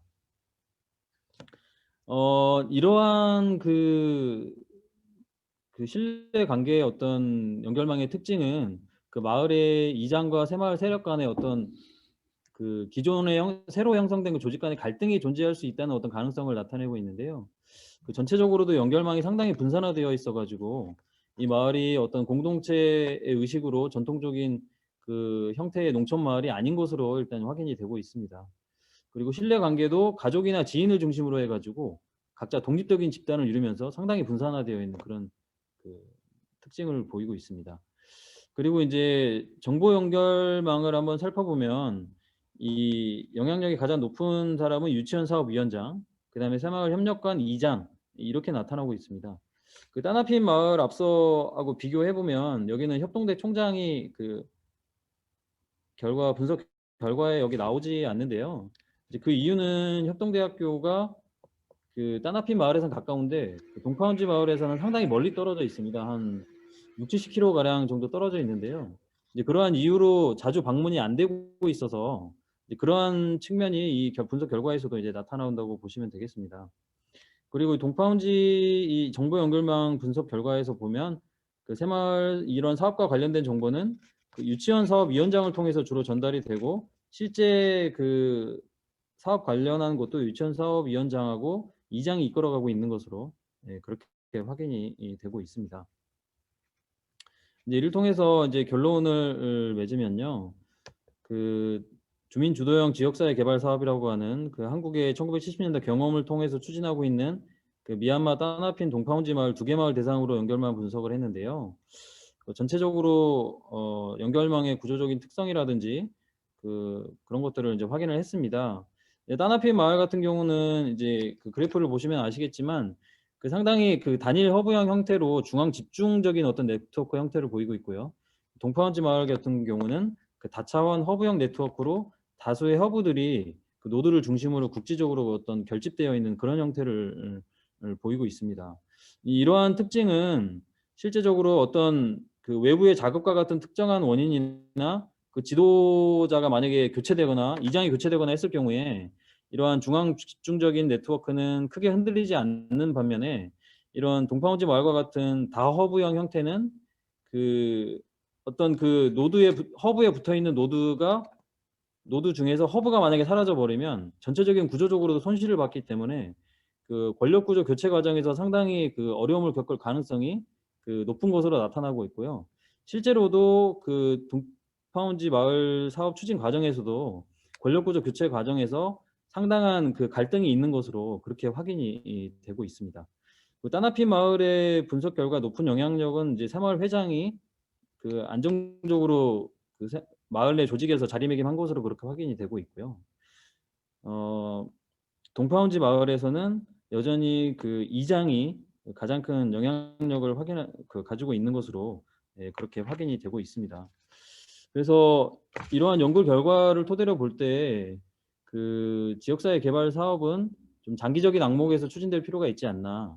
지금 이게 보통 5년의 사업 기간을 갖고 5년 동안은 지금 관찰하고 있는 기간인데 그 당초 초기 5년 동안은 상당히 갈등이 심했다고 그렇게 그 협력과 면담 결과 확인이 됐었습니다. 그래서 현재는 지금 이제 갈등이 좀 봉합이 되고 협조적인 관계로 돌아섰는데 그 실제로 마을에 막대한 어떤 사업비가 1년에 투입이 되기 때문에 그런 사업비로 둘러싼 마을 내 조직 간에 갈등이 발생할 가능성이 상당히 굉장히 높습니다. 그래서 그러한 갈등이 유지되기 봉합되고 협조 관계로 돌아서기까지 외부의 관심이나 또 현지 정부의 개입이 상당히 필요한 것으로 나타났고요. 그래서 사업 기간이 짧을 경우에 그 사업비는 투입되지만 주민들 간의 갈등만 일어난 상태에서 뭐 결과는 내지 못하고 지속 가능하지 못하게 그렇게 종료될 가능성이 상당히 높은 걸로 그렇게 확인이 되고 있습니다. 그리고 그 사실은 따나피 마을의 성과가 높은 이유 중에 하나도 그 협동대라는 그 미얀마 정부 기관이 그 매년마다 마을에 가서 뭐 기금 사업 같은 경우는 직접적으로 다 확인을 다 하고 있거든요. 통장 확인하고 누가 상환을 했고 안 했고 이런 것들을 다 확인을 하면서 직접적으로 그 긴밀하게 관리를 하고 있기 때문에 이제 그런 영향도 상당히 높은데 동파원지 마을은 이제 그렇지 못하기 때문에 그 사업의 성과나 이런 것들이 좀 높이기 어려운 또 상황이고요. 그래서 이러한 측면에서 볼 때 그 사업 현장 근거리에서 주기적으로 어떤 마을을 방문하고 주민과 소통하면서 사업을 관찰할 수 있는 어떤 그런 관리자나 그 정부 측의 그 참여가 굉장히 중요한 게 아닌가 그렇게 생각이 되고 또 두 개 마을을 비교했을 때 사실은 동파원지 마을은 인구만 많은 게 아니라 그 공간 규모적으로도 상당히 큽니다. 따나피 마을에 비해서. 그렇기 때문에 이제 주민들이 쉽게 어떤 모이지 못하는 그런 어려움도 또 있고 이러한 직접 민주주의 방식, 사업을 이제 주민총회를 통해서 결정하도록 되어 있기 때문에 주민들이 여기 참여하기 어렵고 참여하기 어려우면 소수가 위주로 사업을 이끌어가게 되고 주민들은 그 과정에서 이제 신뢰를 축적하지 못하기 때문에 다른 주민들이 참여하지 않게 되는 그런 악순환의 고리에 이제 빠지게 됩니다. 근데 그렇기 때문에 그 마을 규모도 조금 좀 작고 어떤 주민들이 잘 소통할 수 있는 그런 구조에 있는 마을들이 사업의 성과를 내기가 더 쉽지 않은가 그런 점이 하나가 또 있었고요. 그다음에 주민들이 사업을 이렇게 주도적으로 추진하기 위해서는 사실은 그 사업비를 다 써버리는 게 아니라 마을 내 자본으로 축적을 해가지고 지속적으로 뭐 소액금융이나 이런 형태로 그 마을 주민들이 금융에 접근해서 실제 본인들 사업을 할 수 있는 어떤 그 사업비를 활용할 수 있는 그런 체계가 필요하거든요. 그래서 미얀마 같은 경우는 이제 그런 문화적인 특성이 있다고 해요. 그 빚을 내면은 꼭 갚아야 되는 어떤 그 불교 문화의 특성인지 아무튼 그런 특성이 있어서 사실 소액 금융 사업이 상당히 잘 되는 그 나라 중에 하나라고 합니다. 그래서 우리나라의 유수의 금융기관도 소액 금융 사업을 위해서 굉장히 미얀마에 많이 진출해 있는 상황이고요. 근데 그런 특징이 있기 때문에 이러한 그 소액 금융 사업이나 마을 기금을 확보할 수 있는 어떤 사업이 굉장히 미얀마에서는 좀 효과가 있지 않을까 이제 그런 의미가 있다고 생각을 합니다. 이제 본 연구는 그 사회 연결망 분석을 통해서 이제 두 개 마을의 마을 주민 조직과 그다음에 영향력이 누가 있는지 한번 분석을 해봤는데요. 이게 전체 네트워크를 파악하기 어렵기 때문에 이제 그 표본 추출에 의한 연결망 분석을 실시를 했는데요. 이게 뭐 확률적인 표본 추출이나 그런 과학적인 방법이라기보다는 그 사업에 참여하는 주민들을 협력관이나 그 마을 지도자나 새마을 회장이 추천을 해서 이제 그런 분들을 대상으로 이제 조사를 했는데요. 이게 그 이러한 비확률적 표본 추출에 의한 그 한계가 있다고 하겠습니다. 네, 이상 발표를 마치겠습니다. 감사합니다. 네, 고생하셨습니다. 중간에 화면이 접속이 끊어져서 나갔다 다시 들어왔습니다. 다른 분들은 다 괜찮으십니까? 네, 저희는 괜찮습니다. 제게 접속이 좀 불안한 것 같네요. 노트북 접속이. 세 개 주제 잘 들었습니다. 우리 김철민 교수님, 네. 여기 세 개 주제에 대해서 네. 토론을 좀 시작해 주시죠. 네. 네, 안녕하십니까. 김철민입니다. 예, 근데 너무 주제들이 서로 달라서요. 제가 좀 정리하고 막 하는데 좀 어려움이 좀 있긴 한데, 혹시 이게 세 개가 전부 다 논문으로 지금 다 되신 건가요? 아니면은 논문을 준비하시는 과정이신 건가요? 저하고 김용수 박사님은 그 박사학위 논문을 요약한 거고요. 네. 이춘식 박사님도 예, 지금 작성 중이신 박사학위 논문을 요약하신 겁니다. 네. 네네. 그래서, 네, 이제 제가 좀 보기에는, 먼저 김용수 박사님 거는 이제 원주민이 사회 경제적 특성이 재개발의 사업에 미치는 영향이라고 했는데, 그 안에서 혹시 설문 데이터를 조금 봤었으면 제가 조금 더 많은 얘기를 할 수 있을 텐데, 설문 데이터가 제가 정확하게 보질 않아서, 이제 거기 몇몇 표현들이 있으시더라고요. 민간 개발 정비 사업에 대한 찬성률보다 공공주도 정비 사업에 대한 찬성률이 87.9% 더 높게 나왔다. 뭐 그런 얘기도 있고, 아니면은 그 찬성 반대에 영향을 미치는 요인 중에서 유의미한 게 연령, 거주, 주택 점유 형태, 면적 이런 것들이 되게 중요하다라고 얘기했는데, 혹시 이런 거에 따라서 이렇게 좀 집단을 구분해 보시지 않으셨나요? 혹시? 예, 이런 거에 따라서, 예, 그 마이크 키시고 얘기하시면. 네. 집단 구분이라면은 네, 실질적으로 뭐 나이에 대해서는 연령별로 구분하고, 네, 그리고 이제 성남 이쪽 2030 계획에 이제 네, 재개발 사업 구역이 5개 있습니다. 그 네, 5개 구역의 원주민을 대상으로 한 건데, 모집단이 2,500여 명이에요. 그래서 저희 회사에서 네, 이제 용역 관계로 네, 해서 그 설문조사된 자료 네, 그거를 네, 이용해서 했습니다. 그래서 네, 뭐 아까 저기 내용에서 보셔서 아시겠지만 연령별로 내지는 거주 구역이라면은 네, 그 재개발 사업구역 5개고요. 네, 그리고 주택 점유 형태는 네, 뭐 소유자 전세, 뭐 보증보월세 그런 관계에 구분되어 있는 거고요. 네, 현재 거주 주택 면적도 이제 면적 몇 평방미터에서 몇 평방미터로 해서 이제 여러 개 네, 구분해서 한 그런 형태로 네. 설문조사가 시행됐습니다. 네, 알겠습니다. 어떤 말씀인지. 이제 이거 가지고 학술지에 내실 거 준비하시는 거 아니신가요? 저는 저기요, 좀, 오래전에 저기 입학을 해서 그때는 네. 학술지 게재 안 해도 되더라고요. 이제 논문을 내셨으니까 학술지 내셔야죠. 아, 네. 논문 네, 버리시기 아깝지 않습니까? 네. 그런 네. 계획은 네.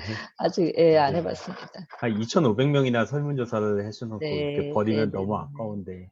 이제 네, 만약에 혹시 학술지를 내리신다면은 그 뒤에 네, 부분에 이제 네, 그 지금 2,500명에 대한 인구 통계학적 특성들이 있지 않습니까? 여러 네, 가지 네, 네, 데이터들인데 이런 것들을 한 4-5개 집단으로 이렇게 다 구분을 한 다음에 각각의 네, 집단들이 어떤 그들이 이제 가지는 그 집단 구분이 사회경제적 특성이겠죠. 사회적 네, 네, 지위나 뭐 학력이나 여러 가지 있을 텐데 이런 사람들 어떤 집단들이 어떠한 그 재개발 방식을 선호하는지가 뭔가 좀 패턴들이 나올 텐데 그런 패턴을 네, 나와서 설명을 한다면 뭐 굉장히 학술적으로도 의미가 있을 거고 그다음에 네, 그게 나중에 사업이나 뭐 그런 거를 하실 때 LH에서 큰 네, 네, 도움도 되지 네, 않을까. 뭐 직접적인 도움은 안 되겠지만 그래도 어떤 사람들의 상황을 이해하는데 큰 어떠한 네, 하나의 큰 로직을 만들어 줄 수 있지 않을까 좀 싶어서 그 네, 부분을 한번 좀 더 네. 말씀을 드려보고 싶었습니다. 네. 네. 네.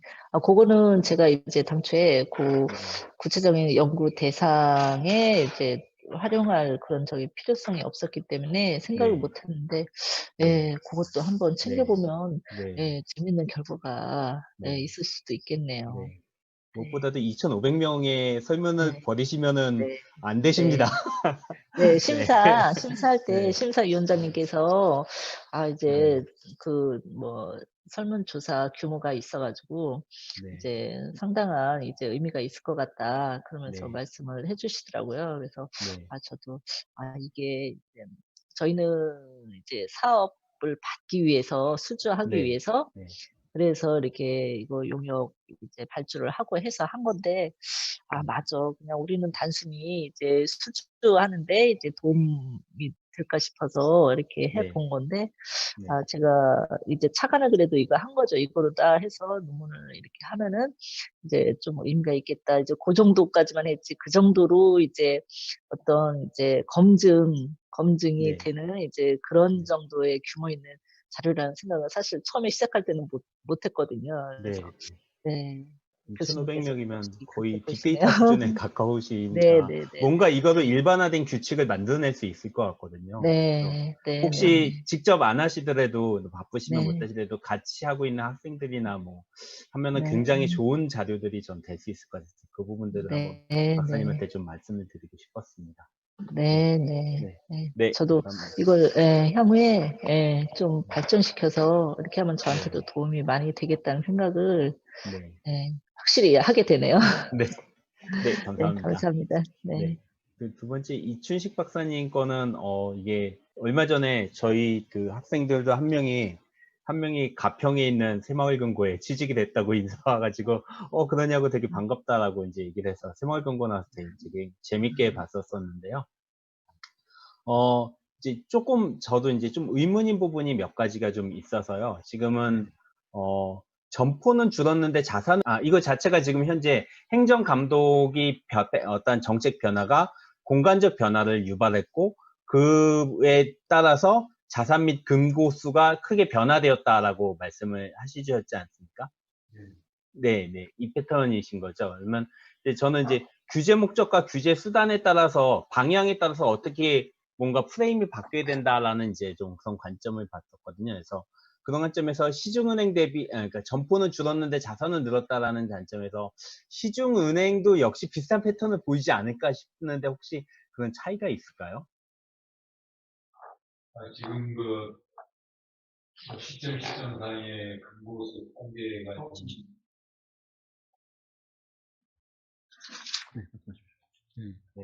79년도에 뭐 3만 9천 개 정도에서 네, 2019년도에 지금 1,300개 정도 되는데 네, 이런 것은 이제 금고의 어떤 감독 차원에서의 경영 효율화, 네, 그리고 자산의 건전성 규율에 따른 통합이나 해산이나 이런 그 금고수 이제 직접적인 감소 요인도 네, 되고요. 네, 또 하나는 경영 효율화를 기하기 위해서 일정 지역 안에 있는 새마을금고끼리 네, 합병이라는 절차를 거쳐서 네, 규모를 켜나가고 네. 금고수는 줄고 이런 형태로 지금 쭉 연장선상에서 이렇게 거쳐서 아, 왔습니다. 네. 네. 그래서 아까 전에 얘기했던 규모 목적과 규모 규제 수단을 시스템 위험, 고객 보호, 효율성 강화, 사회적 목적이라는 네 가지 틀로 딱 주셨는데 예. 요거를 어떤 프레임을 따라서 어떤 식으로 해서 어떻게 변했다라는 것들을 조금 더 설명이 되어 있었으면 저는 조금 더 좋았을 것 같아서 생각을 했긴 했습니다. 그건 이제 그 허링이나 이런 교수님들이 하나의 네. 제시됐던 그런 내용이고요. 네, 저희 새마을고 같은 데는 이제 그런 내용이 있지만 감독 기관이 지금 두 개가 있습니다. 그러니까 금융적인 측면은 금융감독위원회의 감독을 받고 네, 금융 외적인 그러니 주무관청은 지금 아, 행정안전부입니다. 행정안전부. 네, 아, 그 다음에 이제 금융에 관련된 사항은 행정안전부 장관이 금융위원장과 협의해서 할 수 있도록 이렇게 돼 있거든요. 네, 그러다 보니까 이제 상당히 좀 옛날 그 역사적인 경로로 봤을 때 감독 기능이 굉장히 좀 복잡한 내용들이 많이 있는데 그런 과정상에서 뭐 IMF도 겪고 또 금융 자유화라는 그런 커다란 글로벌 금융 환경 변화도 겪었고 이런 과정에서 결국 보면은 규모가 작은 규모로서는 경영 효율화라든가 이런 어떤 그 규모 경제 차원에서 이렇게 다룰 수 없다. 네, 이런 차원에서 어떤 그 규모 네, 대형화에 따라서 어떤 대외적인 어떤 신임도도 높일 수 있고 사고도 예방할 수 있고 내부 경제할 수 있는 그런 기능적 역할도 시스템화할 수 있기 때문에 그래서 대형화로 협력을 계속 모색해 왔습니다. 지역별로. 네, 네, 그렇기 때문에 일반 시중은행과 같은 그 일반 은행에서의 그 합병은 어떤 부산이라는 큰 틀에서 경영 효율화에서 이제 쭉 지점수의 증감이 이제 이루어졌다면 새마을고는 그런 반면에 또 하나는 지역에서의 어떤 그 규모를 대응함으로써 그 쉽게 말하면 그 내부 전산도 구축할 수 있고 네. 내부 견제 기능도 아, 만들 수 있고 네. 그런 차원에서 지금까지 앞으로도 뭐 이런 차원은 계속해서 그런 자산 건전성 감독이라는 차원이 계속 이렇게 국기관에서 요구하는 그런 척도니까 네. 그런 부분이 계속 유지되지 않을까 이렇게 생각하고 있습니다. 마지막으로 제가 하나만 제 더 궁금한 부분이 있었으면 더 네, 여쭤보려고 네. 하는데요. 그 좀 전에 말씀하셨듯이 지역에 따라서 이제 지역을 기점으로 하다 보니라고 얘기를 하고 아까 전에 그래프도 이제 좀 보여주신 부분이 있는데 네. 보니까 상대적으로 서울 같은 경우가 서울 그러니까 그 어떤 규모 자산 규모나 그런 것들이 서울의 증가는 좀 크지 않았던 것 같고요. 제가 얼핏 네, 보기에는 네. 지방은 되게 컸던 것 같긴 네, 하거든요. 네, 그래서 이런 것들에 대한 차이들이 어떻게 그러니까 정부의 규제 정책들이 새마을금고의 지역적 차이를 만들어내는 것들에 대해서는 혹시 또 여기서 언급되어 있는 것들이 없을까 해서 그 규모에 대한 어떤 지방하고 우리 대도시하고 네, 그 외에 이제 지역에 간의 그 규모 차원에서 보면 이 부분은 정부 차원에서 어떤 규율이나 네, 그 감독 차원에서 기록되는 것이 아니고요. 네, 어떻게 보면은 대도시 근구수가 상당히 밀집되어 있는 상태거든요. 네, 그다음에 그 외에 도단이나 농촌 지역은 앞서 말씀드린 바와 같이 합병이나 통합 이런 것들로 해서 규모가 대형화되어 있습니다. 그래서 네, 산술적인 평균 자산이 대도시 지역보다 그 외의 지역인 도지역이 오히려 더 크고 있습니다. 네, 한 1,400억 정도에서 1,300억 이 정도 네, 차이가 나는 것은 일반 대도시에서의 꾸준한 그런 공작 과정은 농촌 지역에 비해서 덜 이루어졌다 이렇게 생각되고요. 또 하나의 자산 규모의 어떤 차이는 대도시가 이 금융기관이 우리나라에 많이 상존해 있지 않습니까? 네, 네, 그래서 어떤 그런 금융시장이라는 차원에서의 경쟁 이런 것 때문에 자산의 증가 속도가 농촌보다는 좀 작지 않았느냐 이렇게 지금 네. 생각하고 있습니다. 네. 네. 네. 자세히 설명해 주셔서 감사합니다. 저는 그 부분들이 좀 그 끝에서 좀 더 부각시켜서 이야기를 해주셨으면은 되게 재밌었을 것 같거든요. 근데 시골은 의외로 이런 정책이 좀 잘 먹혔고, 도시에서는 이런 정책 변화가 새마을금고에서는 큰 영향력이 뭐 상대적으로 좀 떨어졌다. 뭐 이런 식으로 얘기를 해줬으면 조금 더 재밌었을 거라고 한번 해서 좀 한번 더 말씀을 드려보고 싶었습니다. 네, 네 감사합니다. 그 다음에 마지막으로 장준철 박사님 거는요. 저도 예전에 그 네트워크 논문을 써봐가지고 네, 예. 네, 이게 되게 얼마나 헷갈리고 얼마나 이게 하는지 예, 잘 알고 그렇습니다. 있습니다. 저도 결국은 서울시의 이제 폐기물, 그러니까 소위 말하면 쓰레기를 어떻게 하는지 재활용을 하는지를 사람들을 다 추적하고 인터뷰를 하면서 연결망을 그려봤었던 거거든요. 근데 이게 잘 안 되지 않습니까? 그리다 보면 잘 안 그려지고 그래서 이게 되게 얼마나 어려운지 알고 있어. 박사님의 고민을 잘 이해를 하고 있었던 부분인 것 같은데. 고맙습니다. 네. 네. 다만 이제 제가 이제 그 내용적인 측면은 잘 모르겠습니다. 제가 뭐 직접 그 미얀마나 그런데 현장을 가본 거는 아닌데 이제 논문 중에서 조금 아마 그 논문을 다 쓰시고 하면서 이걸 자료를 만드시면서 설명이 좀 빠지셨던 것 같은데 처음에 이제 중심성을 보통은 저희들이 세 개로 이야기를 하는데 연결, 네. 근접, 매개를 하는데 맞습니다. 연결은 네. 간단하게 뭐 인터넷에서 보면 팔로워죠. 내가 가진 영향력이 얼마인지. 그다음에 예. 근접은 내가 얼마나 중심에 위치하고 있는지. 네, 그다음에 네. 매개는 소위 말하면 내가 거간꾼. 내가 얼마나 브로커인지를 예, 이제 예. 설명하는 건데 근데 네. 거기서 갑자기 이 매개하고 페이지 랭크를 쓰신다고 하셨는데 예, 페이지 예. 랭크는 갑자기 왜 들어간 걸까요? 이게 네. 본 논문에는 그 네. 말씀하신 게 다 들어가 있는데요. 네, 그쵸. 예, 이제 학술지 논문이라서 네, 네.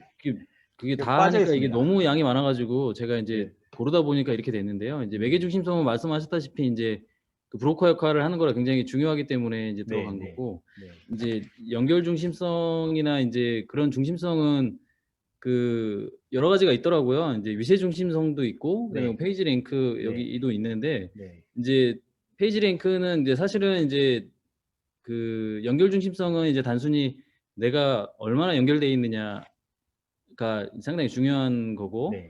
이제 위세 중심성은 내가 얼마나 중요한 사람하고 연결돼 있느냐. 그러니까 네, 뭐 그쵸. 페이스북 보면은 이제 단순히 네. 내가 친구가 많다고 해서 내가 영향력이 높은 네. 게 아니라 네. 내가 영향력이 높은 사람하고 연결돼 있을 때 더 네. 이제 영향력이 높은 게 이제 그게 위세 중심성인데요. 네. 이제 페이지 랭크는 이제 그거를 조금 더 한 차원 더 이제 그 분석을 더 해서 그 내가 다른 사람하고 영향력이 있는 사람 그 하고 연결되면 내가 영상이 너무 이제 다 연결된 사람이 다 같이 올라가기 때문에 그거를 약간 조금 이제 그 제한해서 이제 나온 게 페이지 랭크라고 하더라고요. 그래서 네. 이제 그런 측면에서 조금 이게 더 가장 최근에 네. 나온 분석 방법이라 네. 한번 네. 이제 그냥 여기에 네. 남겨봤고요. 실제 논문에는 말씀하셨던 게 다 들어가 있습니다. 네네. 그래서 갑자기 예, 페이지 랭크 처음에 얘기없이다 중간에 또 이거 왜 나왔지라고 해서 이제 아, 그거 이게 한번 좀 예, 궁금해서 많은 부분이 여쭤봤어요. 생략이 돼 있었어요. 네, 저도 이미 논문이 쓰신 것만 생략이 돼 있을지는 네, 저도 예, 이해를 합니다. 네, 그래서 그렇습니다. 그런 거하고 그다음에 마지막 부분에 이제 그 예. 두 집단을 비교해 주셨지 않습니까? 한 집단은 굉장히 중앙 중심적이고 한 예. 집단은 그 약간 클리크라고 하나요? 이걸 약간 당파 여러 예, 가지 한 예. 두세 파벌로 나눠져 있는 거죠. 네, 네. 그렇습니다. 예. 그것들을 보면은 그 바라바시라는 사람의 링크라는 책이 있거든요. 그 예. 바라바시라고 되게 유명한 그 이쪽에 소위 말하면 네트워크 쪽으로 굉장히 유명한 이론을 세운 사람인데 네, 예, 네. 바라바시의 링크라는 책에 보면은 역함수 법칙에 대한 이야기들이 나옵니다. 파워로우라고 네. 얘기를 하는데요. 이 파워로우가 보면은 한 집단에서 그러니까 소위 말하면 한 개가 굉장한 허브가 되는 것들 아니면 예. 어떤 집단은 되게 여러 개로 나눠져 있는 것들이 어떤 차이를 갖고 있는지 그다음에 그런 집단의 예. 영향력이 어떻게 다른지를 좀 이야기를 하고 있는데 네, 이런 네. 부분을 좀 살짝 인용을 해서 나중에 혹시 네. 더 후속 연구 소위 말하면 그 지금 맨 마지막 부분에 갈등과 관련된 얘기를 해주셨지 않습니까? 네, 네, 근데 네. 갈등 관련된 얘기는 솔직히 지금 여기 논문은 아니었던 것 같고 제가 보면 이 후속 논문이나 뭐 아니면 후속 연구도 더 고민을 하고 계시는 부분인 것 같은데 그건 아닌 건가요? 아, 본 네. 논문에는 그 부분도 사실 좀 언급이 좀 되어 들어가 있고요. 있는. 그다음에 네. 그 하위 집단 분석이나 이런 것도 사실은 했었습니다. 네, 그 네. 본 논문에서는. 네. 그래서 이제 아, 집단이 어떻게 구분이 되어 있는지, 그다음에 누가 네. 집단에 대해서 어떤 영향력을 갖고 있는지도 좀 분석을 네. 했었는데 여기는 네. 이제 지면이 네, 관계로 네, 다 그쵸. 생략이 되어 있습니다. 네, 네, 그래서 저도 분명히 그냥 이거 그래프 나오게 그냥 하고 엄청나게 작업을 하셨을 텐데라고 해서 그 부분들에서 혹시 그게 만약에 이거 갖고 뭐 학술지를 내실 거면은 네, 네네. 지금은 이거는 이제 학위 논문이지 않습니까? 네네네. 네, 네, 학술지를 내실 거면은 앞에 네트워크 분석한 거 하나 끊어서 하나 내시고요. 예, 예. 네, 네, 네, 만약에 하시고 그 다음에 그 후속으로 그 네. 네트워크와 그 네트워크가 어떻게 갈라져 있는 거에 따라서 갈등 관계들이 어떻게 달라지는지 갈등 관리 쪽으로 하나 구분을 해서 2개 정도로 네. 제가 뭐 학술지를 내는 사람은 아니지만 이런 식으로 해서 좀 내용을 딱 구분하면 되게 좋은 논문들이 될 것 같거든요. 특히 이런 그 해외 사업 같은 경우에는 이제 저도 이제 국제개발협력학 강의 같은 것들을 해보면서 제일 느꼈던 부분이 이런 부분이었던 것 같습니다. 과거에는 어떤 사람들이 가가지고 그냥 딱 돈만 던져주고 예. 또 아니면 건물만 져놓고 빠져나왔는데 최근에는 그거 아니다라고 해서 거의 2010년대부터 들어가서 5년, 10년 동안 이제 살면서 이런 것들을 예. 해준다는 이야기는 많이 나오는데 그거에 대한 구체적인 그 내용은 없었거든요, 별로. 예. 그냥 뭐 소위 말하면은 뭐 거기서 사람들 설문조사 아니면 인터뷰한 것들에 관련된 논문들이 몇 개만 나오는 정도에 불과했지 구체적으로 아주 이렇게 디테일한 논문까지는 이제 나오지 않은 건데 그런 쪽에서는 만약에 이런 것들을 해서 그런 걸 한두 개 논문을 하신다면 조금 더 되게 학술적으로나 아니면 나중에 뭔가를 하려고 하는 사람들한테 더 의미 있는 접근이 되지 않을까 싶습니다. 네, 네, 네 교수님, 이상. 예, 네, 말씀 감사드리고요.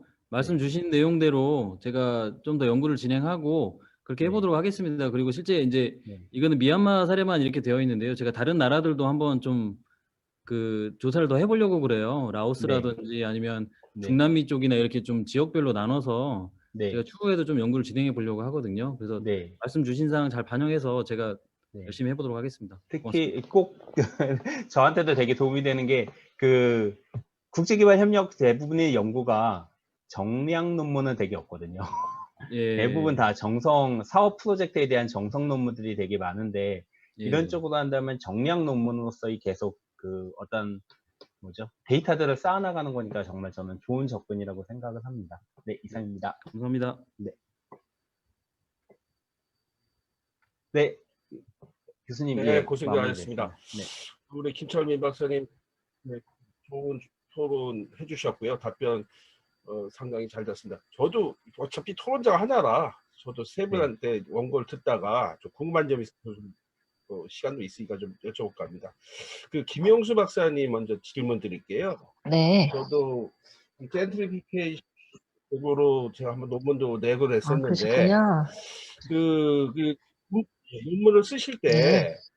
왜냐하면 아까도 얘기하셨듯이 성남만 2,500명씩 설문을 하셨나요? 왜냐하면 우리가 좀 뭔가 일반화되기 위해서는 좀 여러 가지 사례 지역을 좀 여러 개에서 한 1,000명 이상을 좀 설문을 한다든가 아니면 질적으로 연구하기 위해서 한 곳을 좀 사례 지역으로 집중적으로 심층 면접을 한다든가 뭐 HP를 네. 한다든가 해서 할 수 있는데 왜 성남만 2,500명씩 전수조사도 아니죠. 그래서 그렇게 하시게 된 동기가 무엇이세요? 좀 이렇게 좀 비교를 한다든가 좀 하고 더 좋은 연구가 나올 수도 있었을 것 같고 다음에 하신다면 좀 이런 걸 좀 비교 분석하는 것도 괜찮지 않을까 싶은데 이렇게 성남만 2,500명 하시게 된 이유가 뭡니까? 아, 이번에는요, 제가 개인적으로 해서 한 것보다는 이제 회사에서, 지금 현재 이제 성남 1단계, 2단계 재개발 사업을 저희 LH 공사에서 이제 공공 지원이죠. 일부 참여를 해서 이미 이제 성공적으로 시행을 해 오고 있거든요. 근데 지금 이번에 이제 조사 대상은 또 어떻게 보면은 3단계라면은 3단계로 지칭해도 될 정도인데 중간에 적위관계가 있어요. 민간에서 하는 성남시 입장에서는 민간에서 하는 그 3단계 사업이 있어서 그래서 저는 이 5개 재개발 제가 대상으로 한 5개 재개발 사업 구역을 2030 재개발 사업 구역이라고 해서 2030 도시 기본계획 수립하는데 이제 5개 재개발 사업 구역이 지정이 된 거예요. 그래서 그거를 저희 LH 공사에서 이제 저희 공공 주도로 기존보다는 공공 참여를 더 확대해서 하려고 이제 저기를 한 거죠. 용역 발주를 한 거죠. 이제 용역 발주 금액이 한 5억 9천 정도 되는 발주 이제 용역 중에서 이 설문조사가 그 중에 이제 한 개 용역이었어요. 그래서 그거에 의해서 하다 보니까 이제 저기만 된 거죠. 그 대상 지역만 예, 그 주민들만 이제 대상으로 돼서 제가 어떻게 보면은 이제 거저먹은 거죠. 회사에서 한 용역 자료를 데이터를 활용을 해서 제가 논문을 쉽게 이제 쓰게 된 거죠. 그래서 이제 교수님께서 말씀하시는 대로 이제 이 해당 지역에 대한 이제 좀 더 세밀한 이제 연구도 더 하고 싶은 그런 욕심도 있는데 또 그러다 보면은 너무 이제 이제 환경, 이쪽 상황에 편향돼서 이제 제가 또 어떤 오류를 범할 수도 있고 그러기 때문에 그래서 지금 서울 지역에도 이제 재개발 사업도 향후에도 많이 해야 되고 지금도 요소에 하고 있잖아요. 그래서 그런 것도 비교하면서 해야지 실질적으로 그런 어떤 편견, 오류를 이제 피할 수 있겠다는 생각이 들어요. 그래서 그런 부분도 좀 구체적인 건 아니어도 이제 어쨌든 비교를 해보는 그런 정도의 이제 관심에서 그런 쪽도 좀 자료를 좀 구해서 좀 더 발전시켜 보려고 합니다. 잘 됐습니다. 그래서 이번에 한번 해보셨으니까요. 네. 이제 연구를 해보셨으니까 좀 한번 우리가 이게 사회적으로 정책적으로 좀 반영이 되기 위해서는 뭔가 이게 사회 경제라는 건 지역의 특성이라든가 여러 가지 변수가 있을 수 있잖아요. 네, 네. 그러니까 좀 비교도 한번 해보시고 아니면 한쪽을 좀 집중적으로 해서 그들이 동의하고 동의하지 않고 하든 뭐 여러 가지 내용들을 좀 실질적으로 한번 해보시면 앞으로 되게 우리 사회적으로 그 가치가 있는 연구들이 될 것 같아서 한번 제가 네. 좀 부탁을 드리는 겁니다. 앞으로 네, 본격적으로 네. 한번 연구를 계속 해주셨으면 좋겠습니다. 네, 네. 그리고 그 이춘식 박사님 한번 질문을 드릴게요. 네네. 이춘식 박사님, 예. 새마을금고는 어떻게 제2금융권이잖아요. 그죠? 어떻게요? 여보세요? 네네. 새마을금고가 아까도 했지만 어떤 행정 규제에 의해서 공간에 대해 어떤 확산에서의 경계를 연구하셨잖아요. 네네. 그러면은 이렇게 자그마한데 자산 규모 느는데 그 지역 단위에 있는 우리 신협이 있죠. 네네, 있습니다. 같은 비슷한 그 이런 성격을 갖는 금융권. 네네. 신협하고 뭐가 있나요? 저축은행들이 해당되나요? 아, 우리나라 그러면은 앞으로 지역금융기관은요. 새마을금고가 네네. 우리나라 지역금융기관은 이제 크게 봐서는 지방에 소재하는 중앙의 대도시은행의 지정, 네. 그다음에 상호신용금고, 그다음에 수협, 농협, 산림조합의 어떤 상호금융, 그다음에 교수님께서 말씀하신 신용협동조합, 새마을금고 이렇게 상당히 지금 다양하게 되고 있습니다. 지역금융이라면요. 그럼 이 중에서도 이제 일반 은행의 지점이나 상호신용금고는 주식회사 형태이기 때문에 일반 그 좀 저희들이 말하는 지역금융의 역할하고는 좀 도외시되는 그런 차원이 있고요. 나머지 금융기관들은 금융협동조합 형태로 조직이 운영되고 있습니다.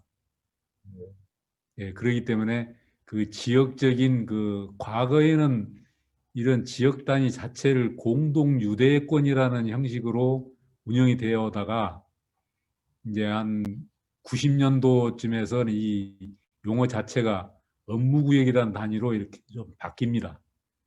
그래서 이제 업무 형태는 일반 은행하고 그 유사한 면이 있지만은 조직 자체 내용은 주식회사 같은 불특정 다수인들을 상대로 하는 거래 형태를 갖추는 게 아니고 회원 위주로 일단은 하고 있고요. 회원은 반드시 그 협동조합의 출자 지분을 납입을 해야 됩니다.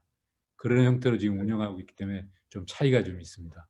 신협이나 새마을금고는 교수님 말씀하시는 그런 부분들은 대동소이하게 농협도 마찬가지고 운영되고 있는 형태입니다. 그래서 어차피 그 계속 규모는 숫자는 네. 줄어드는데 네. 자산 규모는 커진다고 하셨잖아요. 네, 네. 요새 그래서도 계속 새마을금고 MG라고 하죠. 네, MG 네. 새마을금고입니다. 네, 네. 광고도 많이 하고 하는데 그러면 앞으로 새마을금고가 나가야 될 경쟁력 확보라고 해야 될까요? 네, 네. 어차피 그래서 뭐 어떻게 경쟁력 확보를 해야 되잖아요. 이건 그 확보 방안이 뭐라고 생각하십니까?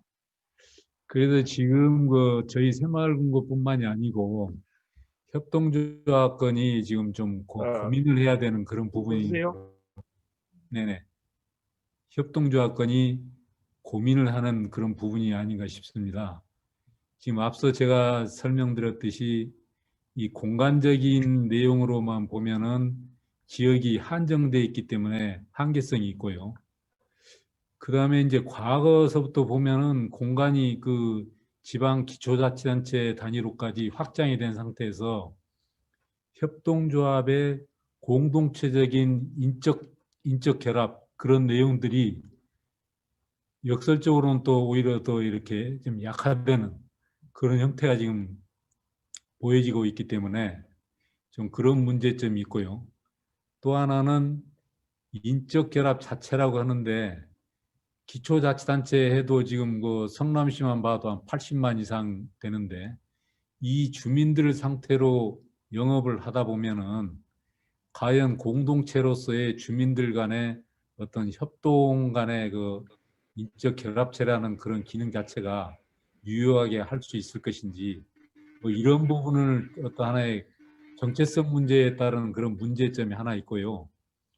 또 하나는 이제 방금 말씀하신 그런 그 경쟁력 차원에서 보면은 일반 시중인 금융기관이나 다른 금융기관으로 경쟁을 해야 되는데 과연 어떻게 이런 그 경쟁을 해야 될 것인가는 지금 이런 정체성 문제라든지 또 지역 확장성 문제라든지 이런 부분에서 상당히 지금 딜레마에 빠지는 그런 상태가 지금 유지되고 있어서 앞으로 뭐 좀 추가적으로 연구를 많이 해봐야 될 그런 분야인 것 같습니다.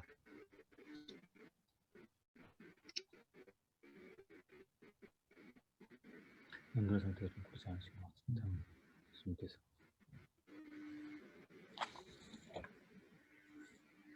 네, 알겠습니다. 제가 접속이 잠깐만 끊어졌다 들어왔. 마지막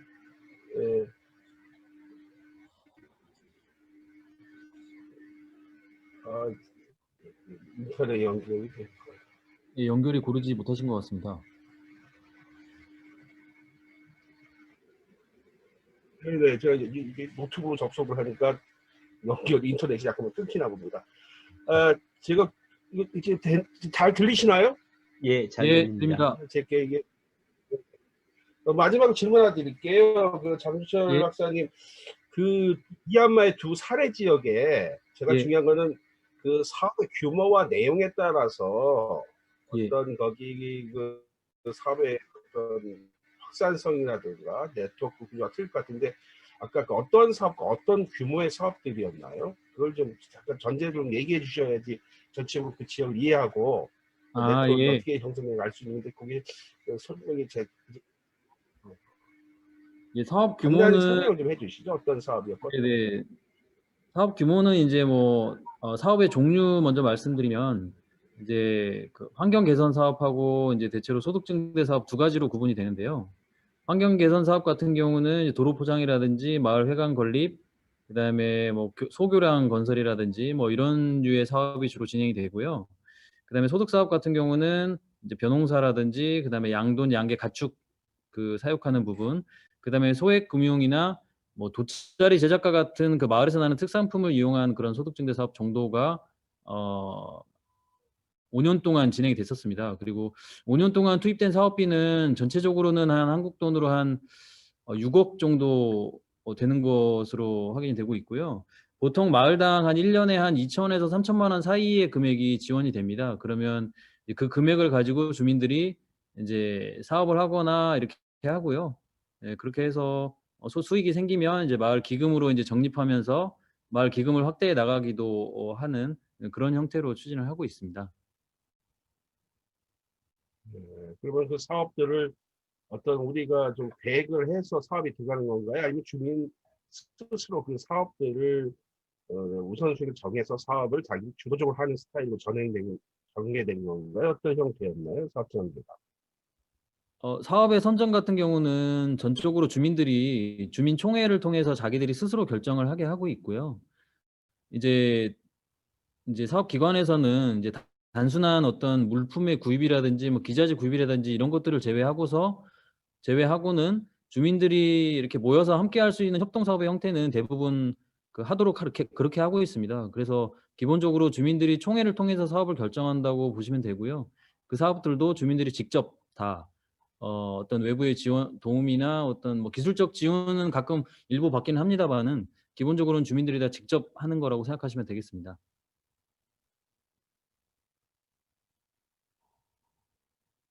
네.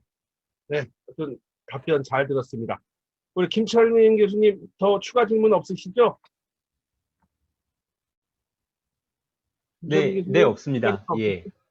네, 그럼 오늘 그 세 분의 좋은 발제와 김철민 교수님의 좋은 어떤 토론, 그다음에 우리가 이제 많은 공부를 할 수 있는 시간이었을 것 같습니다.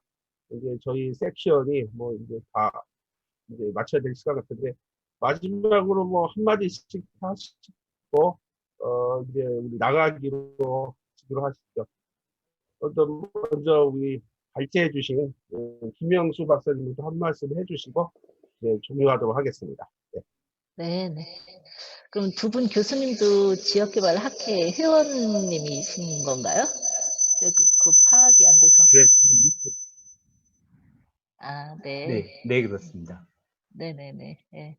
아니, 두 분 또 어쩔 수 없이 이렇게 온라인으로 지금 하고 있긴 하는데, 다음에 이제 뵙고 이렇게 반갑게 이렇게 뵐 수 있는 그런 기회가 됐으면 좋겠고요. 그리고 향후에도 또 인연을 계속 이런저런 이제 뭐 모임이나 아니면 또 학술대회나 이제 연말 뭐 이런저런 자리에서 이렇게 뵐 수 있었으면 좋겠습니다. 그리고 이제 제가 간단한 그야말로 이제 결과 내용만 요약해서 이렇게 제시를 했는데요. 제 요 내용에 대해서 좀 관심이 좀 가지시고 아니시면은 이제 자료가 뭐 좀 필요하시다 그러시고 하시면은, 그리고 아니면은 다른 뭐 이런저런 이제 좀 제안을 이런 걸 좀 향후에라도 이렇게 뭐 해 주고 싶으시다 이제 그런 거 있으시면은 연락을 주시면은 저한테 많은 도움이 될 것 같습니다. 오늘 너무 감사했습니다. 처음인데 이것도 나쁘진 않네요. 네. 이상입니다. 고맙습니다. 네, 감사합니다.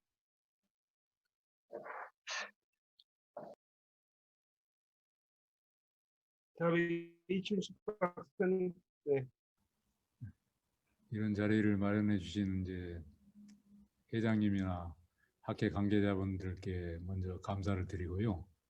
상당히 이 국제 학술 세미나에서 제가 걱정을 많이 했고, 이런 환경에서 이 발표라는 큰 그 일을 갖다가 좀 하기에는 좀 너무나 오랜 시간들이 많이 경과해서 걱정도 많이 했습니다. 그렇지만 오늘 자장을 맡아주신 우리 교수님이나 또 토론을 맡아주신 교수님이나 상당히 온화하게 편안하게 대해주셔서 저희들이 뭐 좀 부족하나마 잘 마칠 수 있도록 된 것 같습니다. 앞으로 또 건강하시고 다음 기회에 또 만나 뵙기를 바라겠습니다. 고맙습니다.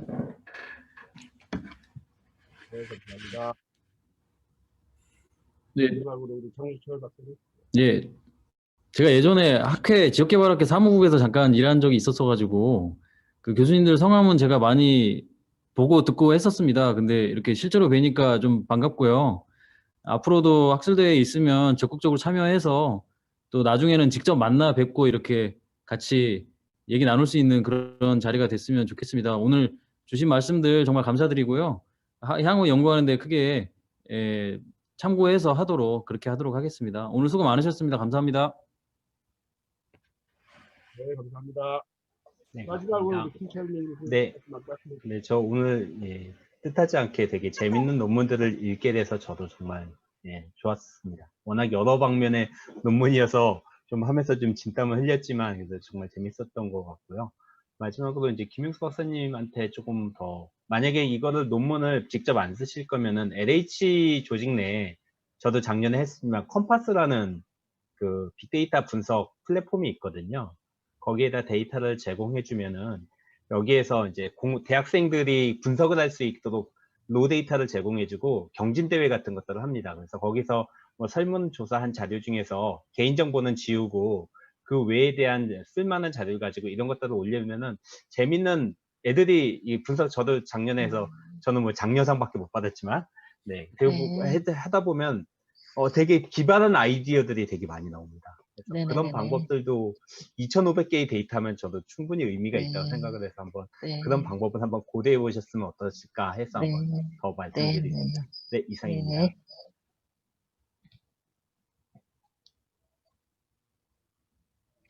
네, 고생들 하셨습니다. 저희 섹션 5번째 섹션 마칠까 합니다. 또 오늘 만나서 반가웠고요. 다음엔 이제 오프라인 상에서 만나서 이런 대화를 통해서 서로 공부할 수 있는 계기가 됐으면 하겠습니다. 오늘 수고들 하셨습니다. 네, 감사합니다. 네. 뭔가 박수라도 치고 고맙습니다. 감사드립니다. 주말 잘 보내십시오. 네, 주말 잘 보내십시오. 네, 고맙습니다.